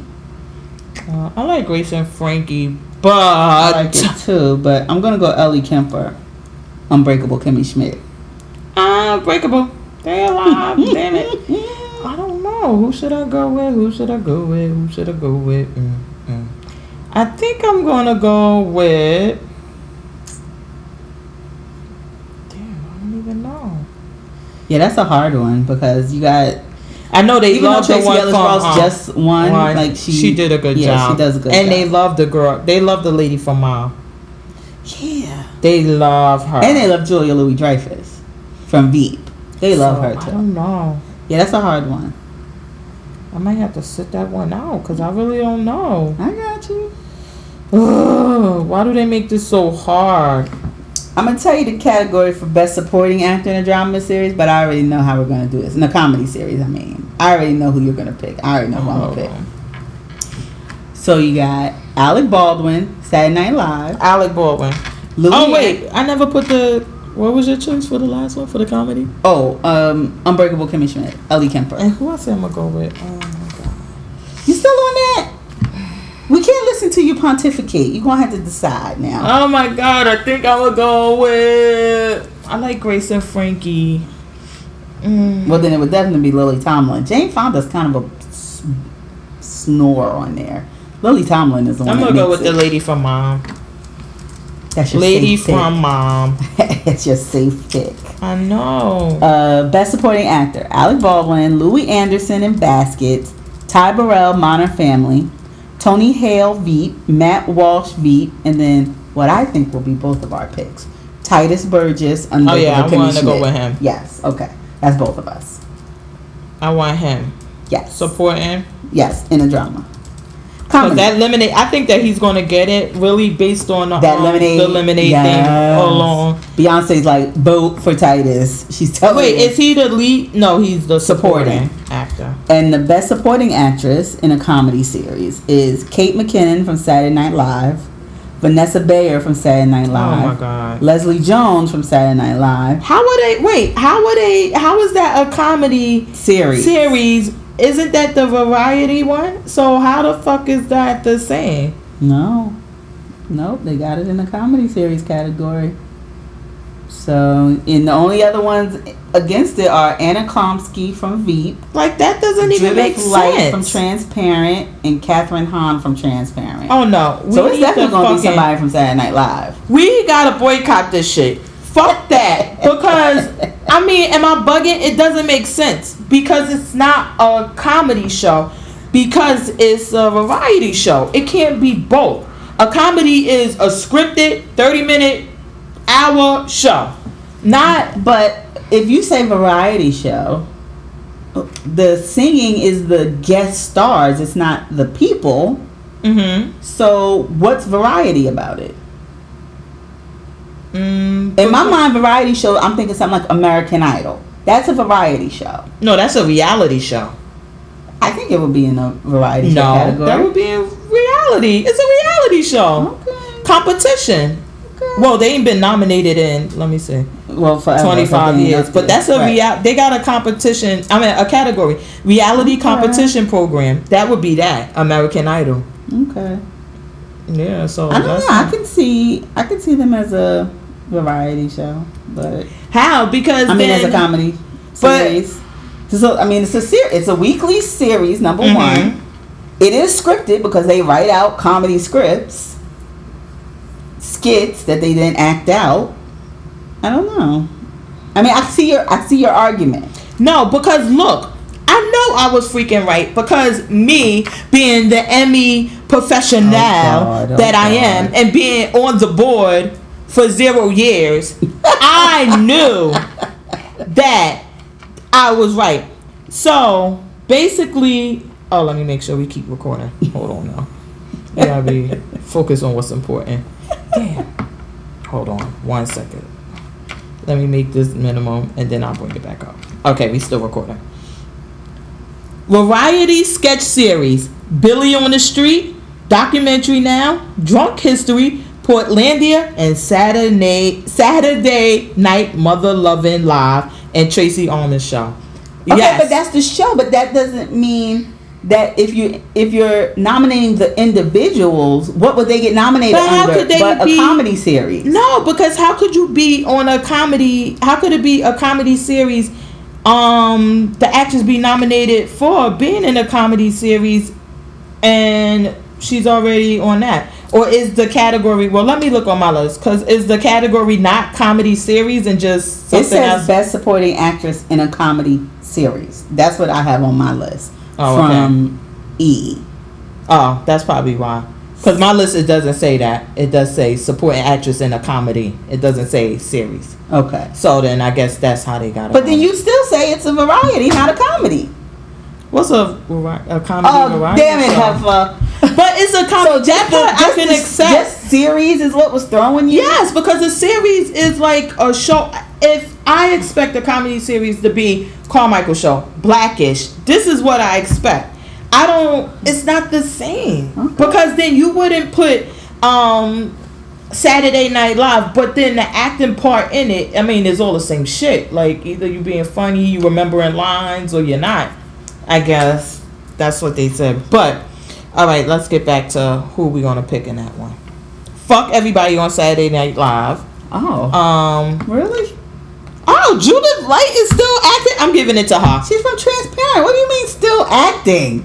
From Who's the Boss? Yes. She's been nominated from Transparent for like the last couple of years. Transparent, once it won big at the Emmys the first year it came out, I was like, I gotta get into this show. It is not that fucking good. I mean, am I missing something? I never got into it. I never tried it. I don't think it's that good. But okay, is she the lead actress or the supporting? Supporting.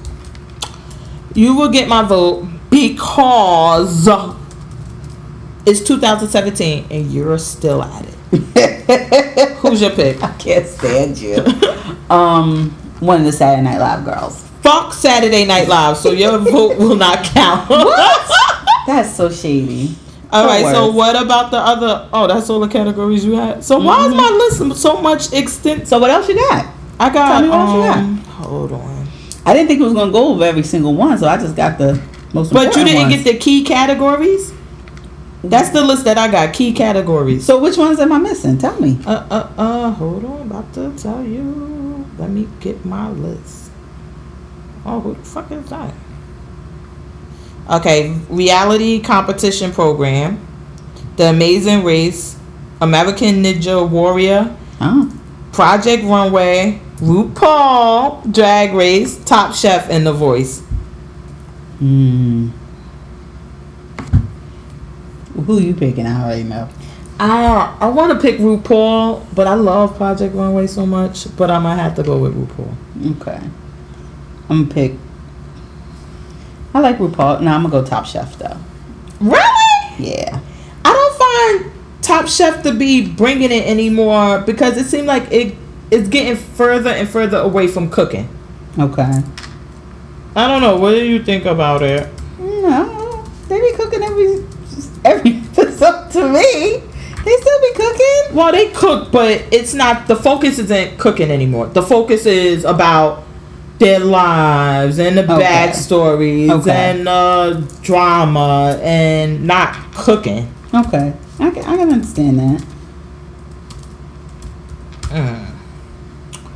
Don't know, but Project Runway would be my next choice. Okay. Love Project Runway. Okay, variety talk series. Full Frontal with Samantha Bee. She gets my vote. Oh no! Oh my God! My guy in this category. Just finish the category first before you start picking. It caused me anxiety. Jimmy Kimmel Live. I love him. Last Week Tonight with John Oliver. The Late Show with James Corden, and The Late Show with Stephen Colbert, and Real Time with Bill Maher. I'm going John Oliver. Really? Yeah. Okay, so I don't know. I'm so torn. Between who? Colbert and James Corden? No, Colbert and Samantha Bee. Oh, okay. I love Samantha Bee. Yeah, I like her too. I would like for her to win. She's the only female there, which says something. Well, you know what? That's it. She gets my vote. Samantha Bee, here you go. You better win. Samantha Bee. And what was it? Variety talk show. But I love Steve Colbert. I do. And see, even though you were thrown by series, they still call the category with Saturday Night Live variety sketch series. So why are these people? But yeah, it's a different category though. It's variety sketch. But it's still a series. Okay. It's still a series. Okay, so it's a weekly show. I'm gonna just let you have it because apparently it's important to you. You don't want it. It's important. Go ahead, girl. I'm making it known. It still ain't the same. But go ahead, girl. Go ahead. You tell me the people. The shows. You didn't have this unstructured reality program, Born This Way. You ever saw that? No. It's about like people with Down syndrome. Oh, no, I think it's that one. Or is it transgender? Oh shit. What? It's one or the other. Gaycation with Ellen Page. See, you going deep into these series. No. You never heard of Gaycation? How is that a key nomination? That is not a key category. No way. And Deadliest Catch. I love that shit.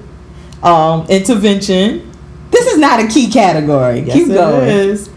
And RuPaul's Drag Race Untucked.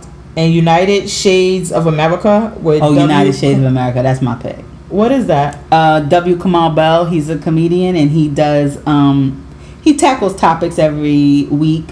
1 week it was the Ku Klux Klan. I don't know if you ever seen him, but he's like a 6 foot something black man, and he went into parts where the Klan were, talked to them, talked about their traditions and things. So it just shows the different shades of America. So. I like really? It. I like it. It's on CNN. Mm-hmm. And it comes on when? Oh, fudge. I usually watch it on demand. I don't even know. Well, my pick is Untucked. I knew that one. Of course, it has to be my pick because I love my girls. I would never vote against my girls. Whatever competition category they in, I'm voting for them. Okay, the host for a reality competition program. Okay. Alec Baldwin. Oh man, I still want to vote for you. Match Game. W. Kamau Bell. That's your guy. United Shades. Mm-hmm. RuPaul. Okay. Heidi Klum and Tim Gunn. Okay.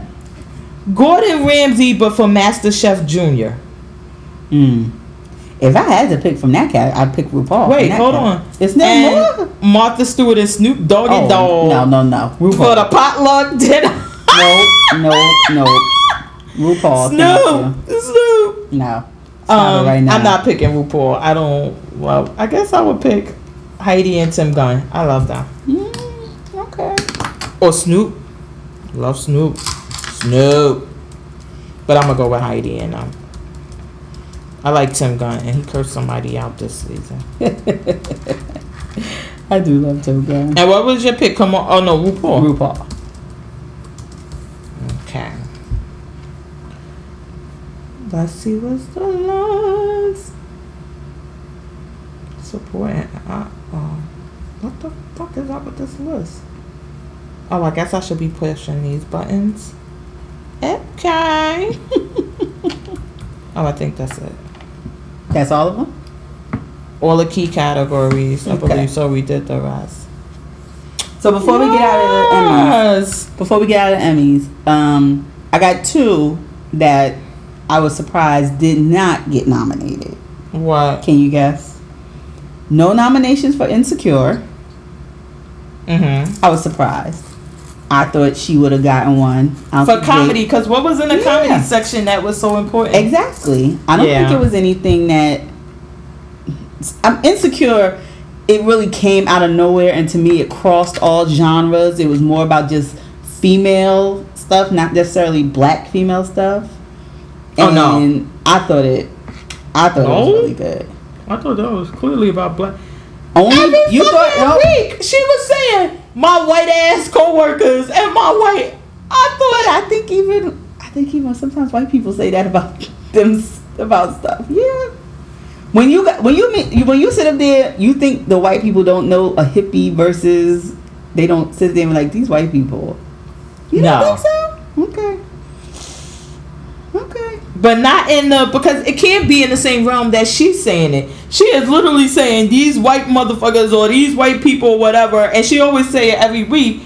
But it would just be like, oh, these hippies or these what do they call them? Waspies or some shit they call them. What is it? Wasp, yeah. Wasp or whatever. I don't even know what the fuck that is. I just heard Bethany say it. And I'm like, white Anglo-Saxon Protestant. What the fuck is that? WASP, white Anglo-Saxon Protestant. What the fuck is that? So white. No, what is it? Anglo-Saxon is the region that they say most white people are from, and Protestant is the religion that they say most of them practice. So WASP. What? Yeah, you never heard this? I thought it was like a slang or a derogatory term about white people. It is. Normally, they don't normally like to be called that. Oh, well, the way you defining it, I'm like, oh. You asked, what does it mean? I'm telling you. But what I mean, WASP, what does it mean? Like, what does it mean? Like, when you call somebody a wasp, like what would you be calling them? You would be, if you were calling a person a wasp, would you be saying, like, you white Anglo-Saxon Protestant from this certain region? Like, it doesn't seem like a bad term. So no, you'd be, I don't know how they took it, but it was always like Harvard, sweater vest tied around your neck, driving a convertible. So like a douchebag or something? If you had to put a picture to it. You had to put a picture to it. Preppy, at the tennis club, never really played tennis though. Wearing the tennis gear but not playing, just sitting around drinking. So like, it's a white douchebag? I got the perfect one. I don't know if you ever saw it. Trading Places. Dan Aykroyd's character would be considered a wasp before he got to know Eddie Murphy and stuff. The first time we meet Dan Aykroyd's character, wasp. That's what you would, if you had to picture it. Oh, okay. So it's not derogatory. It's just an acronym, but I don't know if people find it. I'm not a wasp, so I don't know if you find offense to it. I don't know. No, when she said it, I thought it was like offensive, but I don't know what the fuck it was. Honestly, I didn't know what the fuck it was, but I just assumed it would be offensive or at least a slang, like a bad thing. But it just like if somebody called you the N-word, you thought it'd be that level bad?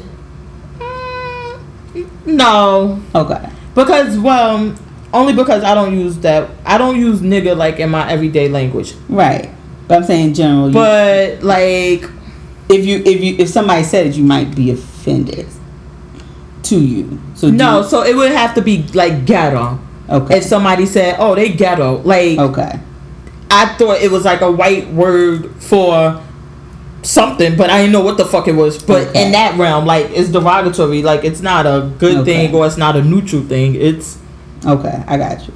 Bad. So the other snub that I was kind of surprised at was Mandy Moore. I thought she would have been nominated for This Is Us. Wait, let me back up. Are these your real things that you think they got snubbed, or these lists you getting from somewhere? No, these are the ones that I was trying to see if there was another one that I had missed. These are the ones that I heard about that I was like, I was really mad Insecure didn't get one. I really thought they would you have, because I'm seeing you going through your phone and I'm like, is she picking a list? Like, she going through Emmy snubs and picking out some? No, I was just making sure there wasn't one that I didn't hear about. That like, if you were, when you got the list, were you like, oh fuck, what's the name not on it? Or was it like, these categories are so good. Like, I wasn't surprised Issa Rae wasn't nominated. I was surprised Insecure as a show. Yeah, I was surprised they weren't nominated. Oh, okay. Yeah. I didn't think they would nominate her or The Friend.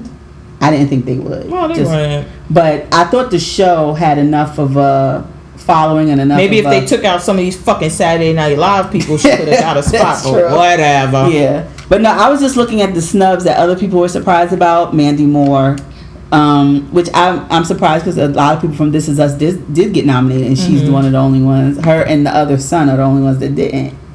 So I'm surprised I know she did at a that. good job. So those are the only ones I'm surprised, but there are some others here that snubs and surprises. Well, Fiona didn't get nominated, right? No, but I'm okay with that. I mean, yeah, know that was her. Well, this was her... season was a really big season for her. Oh wait, they didn't. Game of Thrones, no. No. Sorry. Fuck you, Emmys. Let me delete this list because we will not be watching no motherfucking Emmys. How the fuck? Last season of the Game of Thrones was so good. Like, y'all could have took off one of these categories. Let me see who could have came off. So I guess that would be my question to you. See, this, I'm so smart. I just thought of this right now. Oh Lord. If you're saying what's the name should have been in, because in my opinion, one of the Saturday Night Live girls could have been left off and let Issa Rae in. Okay. Who should have got kicked out of the category to let your people in? I'm looking at this fucking drama series? Right now. The fucking Crown, I don't know what the fuck that is. That shit could have got kicked out. Oh no, The Crown was good. What is it? It's on Netflix. It's a series about the Queen that's still living in England, but her rise to power and early.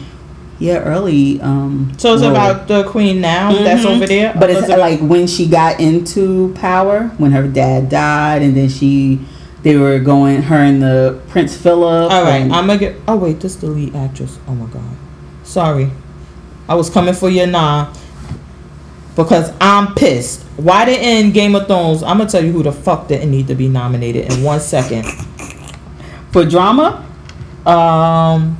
Westworld, out of there. Mm-mm. You can't pick shows that you out didn't of there. You can't pick shows you didn't see. You can only pick shows that you saw as being gone. I'm making. How that many decree. episodes? I'm making that decree. Wait, damn how it. many episodes is it of Westwood? What is it? Westworld or Westworld? Oh, whatever. It's 10, 12? Season 1? 10, 12? I'm gonna watch all the mother lovers. No, you ain't gonna like it. I'm already. Just so I could say, y'all should have gave up my spot to your spot to Game of Thrones. Stranger Things, drama series, no. Out of here. The Crown, fuck you. That should have been Game of Thrones spot. Now, I done cleared up 3 spots that Game of Thrones could have had. 3. When was Game of Thrones ever nominated? Oh, it was always nominated. Every year? Definitely. And they used to clean the fuck up. And then the little guy won. I remember him winning. I don't remember the Game of Thrones as a show being nominated. Oh, absolutely. Did you watch the Emmys? And it won for show. It won for show. Not actors on the show. It won for best show. Go ahead, Google. I'll give you a minute. It's fine. I wasn't even going to Google because I know that shit won. Because I was watching one year and I was like, yay! Okay. But just to prove I don't know. I think when there's limited, I don't want to say limited series, but when there's series that have an end date, I don't think they nominate them close to the end. Emmy wins, not noms. Oh, hold on. I got to make sure we still recording. 2016 Outstanding Drama Series. Okay. 2000. Hold on. I gotta go over to 2015. Damn, they should have put this in a line like this. So wait, isn't that? So why are you talking about them getting nomination? They won for the last season. Outstanding Drama Season. So why are you talking about them not getting nominated? They won for the last season that aired. Because they need to fucking keep getting. No, I thought this. 2016 was the last season that aired. We're in 2017. You're in the new season. It's just coming on Sunday. No, because wouldn't it be for the previous? Because the other shows have all aired within this year. Because they have to have one every year. This Is Us started in 2016 and ran over to 17. No, because you're wrong. Let me tell you why. Because they have a win in 2016, 15, so they would be nominated again for 2017. How could they win every year and not be nominated? I don't Thinking mean. See, no. What that's why I'm the brains of this operation. They have not aired this season. They have not aired in 2017. They have aired because look, this is what I'm trying to tell you is that makes no sense because based on what you're saying is that they could only be nominated every other year. No, the season doesn't run like that. Yes, because you're saying that they can't be nominated for a 2017 Emmy because they haven't aired. Yes, the season 6 would be their season to be nominated for 2017 Emmys. This is how this works. When did season 6 air? This is how it works. This is. Oh, hold on. Let me see what other year they won. Oh shit, that's it. Damn, Liz. I was on a roll, Liz. Y'all should have kept it up. But yeah, that's why I'm like, do you even watch the Emmys? Because they were cleaning up for years. Like, how you think they get that 2 budget? years. They cleaned up for 2. You just said 16 and 15, and that was it. The other year, I didn't. You just Fat Pretty, you don't listen. I said 2016, 2015, 2013. I think is the one I said. Hold on, let me get my list together. Dun, dun, dun, dun, dun. I wish they would just have this listed like this. Oh my God. The list going across, so I gotta look. But yes, Game of Thrones was a winner, and yes, it should be nominated. It doesn't work like the way you're saying. The seasons are, and trust me, the television people, they know how to work this. The seasons are done from a certain month or whatever, but that previous year would be, because based on what you're saying, you're like, look, it could be, for 2017, it would have to be this season, season 7. That would have to have aired already. But it doesn't work like that. Because you know that all of the shows, they basically figure out how this works. Right. So all of the shows, because even the categories with how they air or whatever, but they would still qualify to be nominated. Okay. So, yeah, they were jerked. To qualify for the 2017 Emmys, a program had to air episodes between June 1st, 2016 and May 31st, 2017. So their last season from season 6 would be the one that would be... The 4 season 6 episodes that aired during the aforementioned dates don't count. But season 6 from last year would be the one nominated. Only part of it. Not the whole thing. That's what I've just told you. Oh gosh! All right, let me let Fat Pretty Girl win because they would be nominated. It would still be nominated, but not the series. You can't nominate the series for only 6 of the episodes. All right. You can't nominate a whole series and say, but only count 6 of the episodes that aired in that time period. I'm gonna let you. Because I'm gonna let you win. Because I'm just quoting the Los Angeles Times. Well, so maybe they're wrong. Yeah. Maybe we'll go with they're wrong. Because you're right. Well, because I feel I'm just giving you the date. I'm just saying this is my thing that I'm saying to you is that I just feel like you're wrong. Like and you what's the name? But just so we could clear this up and make this perfect for her that the Los Angeles Times is wrong. Emmy. Game of Thrones, because before Game of Thrones never won the Emmys. What Emmy? No, you proved that wrong. I'm just going by my thing is, why do I have to keep proving everything to you? Why can't you just trust me? Trust me. Trust me. Okay, I'm gonna work on my trust issues. But you don't. Yeah, because I'm gonna work the Emmys. You gotta. I mean. All right, but we gotta get to our picks. We gotta get to our picks. Emmy, no, I think we're running a little low. No, and these my angry. I hear your angry these typing my angry typing keys because this shit gets redundant when I have to do it all the time. Enter. You need to ask Siri. Just say Siri. You know my phone doesn't work. Oh sheesh. It had 23 nominations last year. 23? Okay, let's see. And I don't have any glasses. So it's like she's looking into the sun here. But this is what I gotta go through. 38 last in order, you were right. That it had to have. Oh, but I thought it did. When did the episode come on? It said that there was four hanging episodes that aired in that time gap where it was eligible. The other 6, they were the ones that discounted it. What happened? Where were they? They aired, but they didn't air in that June 1st to May Orphan Black time period. See, look, now her ADD done kicked in. She moving on. No, I read the other one because I'm like, why Orphan Black? But okay, so that one, yes, that's something. I'm trying to read it, but I can't. But it did say something about the June or whatever. But anyway, they still got snubbed. So they make it. So, but nope. For next year. Well, because we don't know. Season 6 will be eligible. We don't know how this season going to be. But season 7. Season 6 as a whole will be eligible for next year. Because then that doesn't make sense. Because then it's going to be season 6 and 7. That's going to be. I don't know. Maybe not. They're not going to submit both of them. I guess not. Why would you compete against yourself? This was. I wonder what. Let's get to the picks. The time gap for next year will be June 1st again.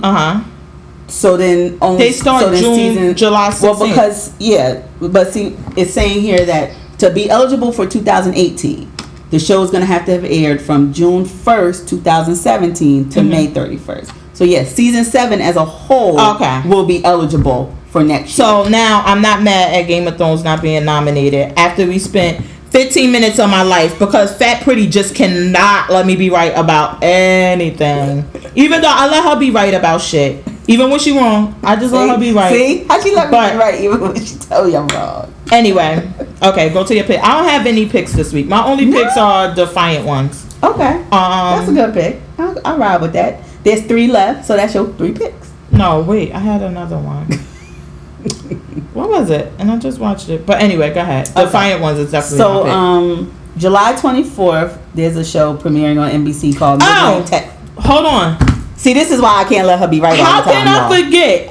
Well, this time I was fucking wrong. But how could I forget? Game of Thrones. That's my pick. Oh, it starts July 16th.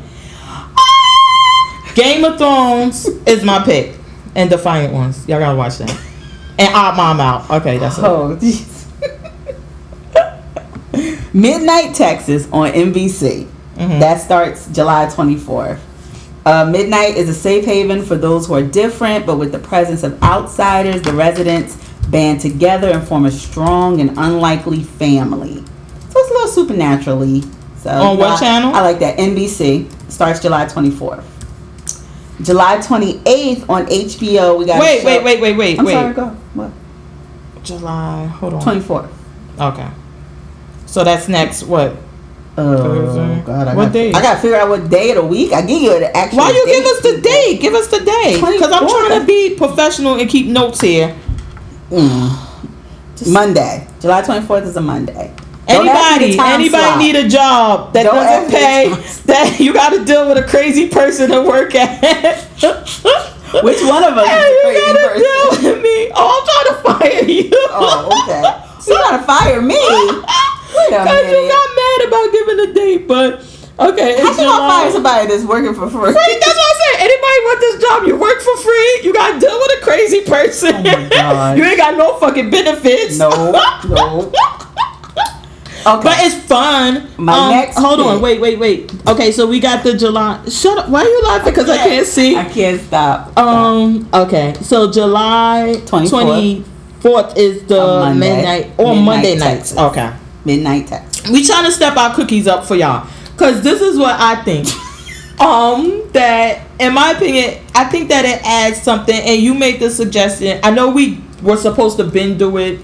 And we getting off topic a little bit, but we were supposed to do it. The times, different talks, right. And somebody had asked me like, "Oh, y'all didn't talk about power," and I'm like, "Yeah, we did. It's at such and such mark," and I'm like, "Oh, it does add something to it because some people may not want to hear us act like two old ladies and bicker and go back and forth, and they want to get to their show, right?" So I'm trying to be detailed, people, and take notes. For our picks, I think that it's more enjoyable when we have picks and we discuss the picks. So I want everybody in on the picks. Okay. So if they know what time, what day, got you. I expect you to have them, and then can you find best. And then can you find the information for my picks? Because I don't fucking know when these shits come.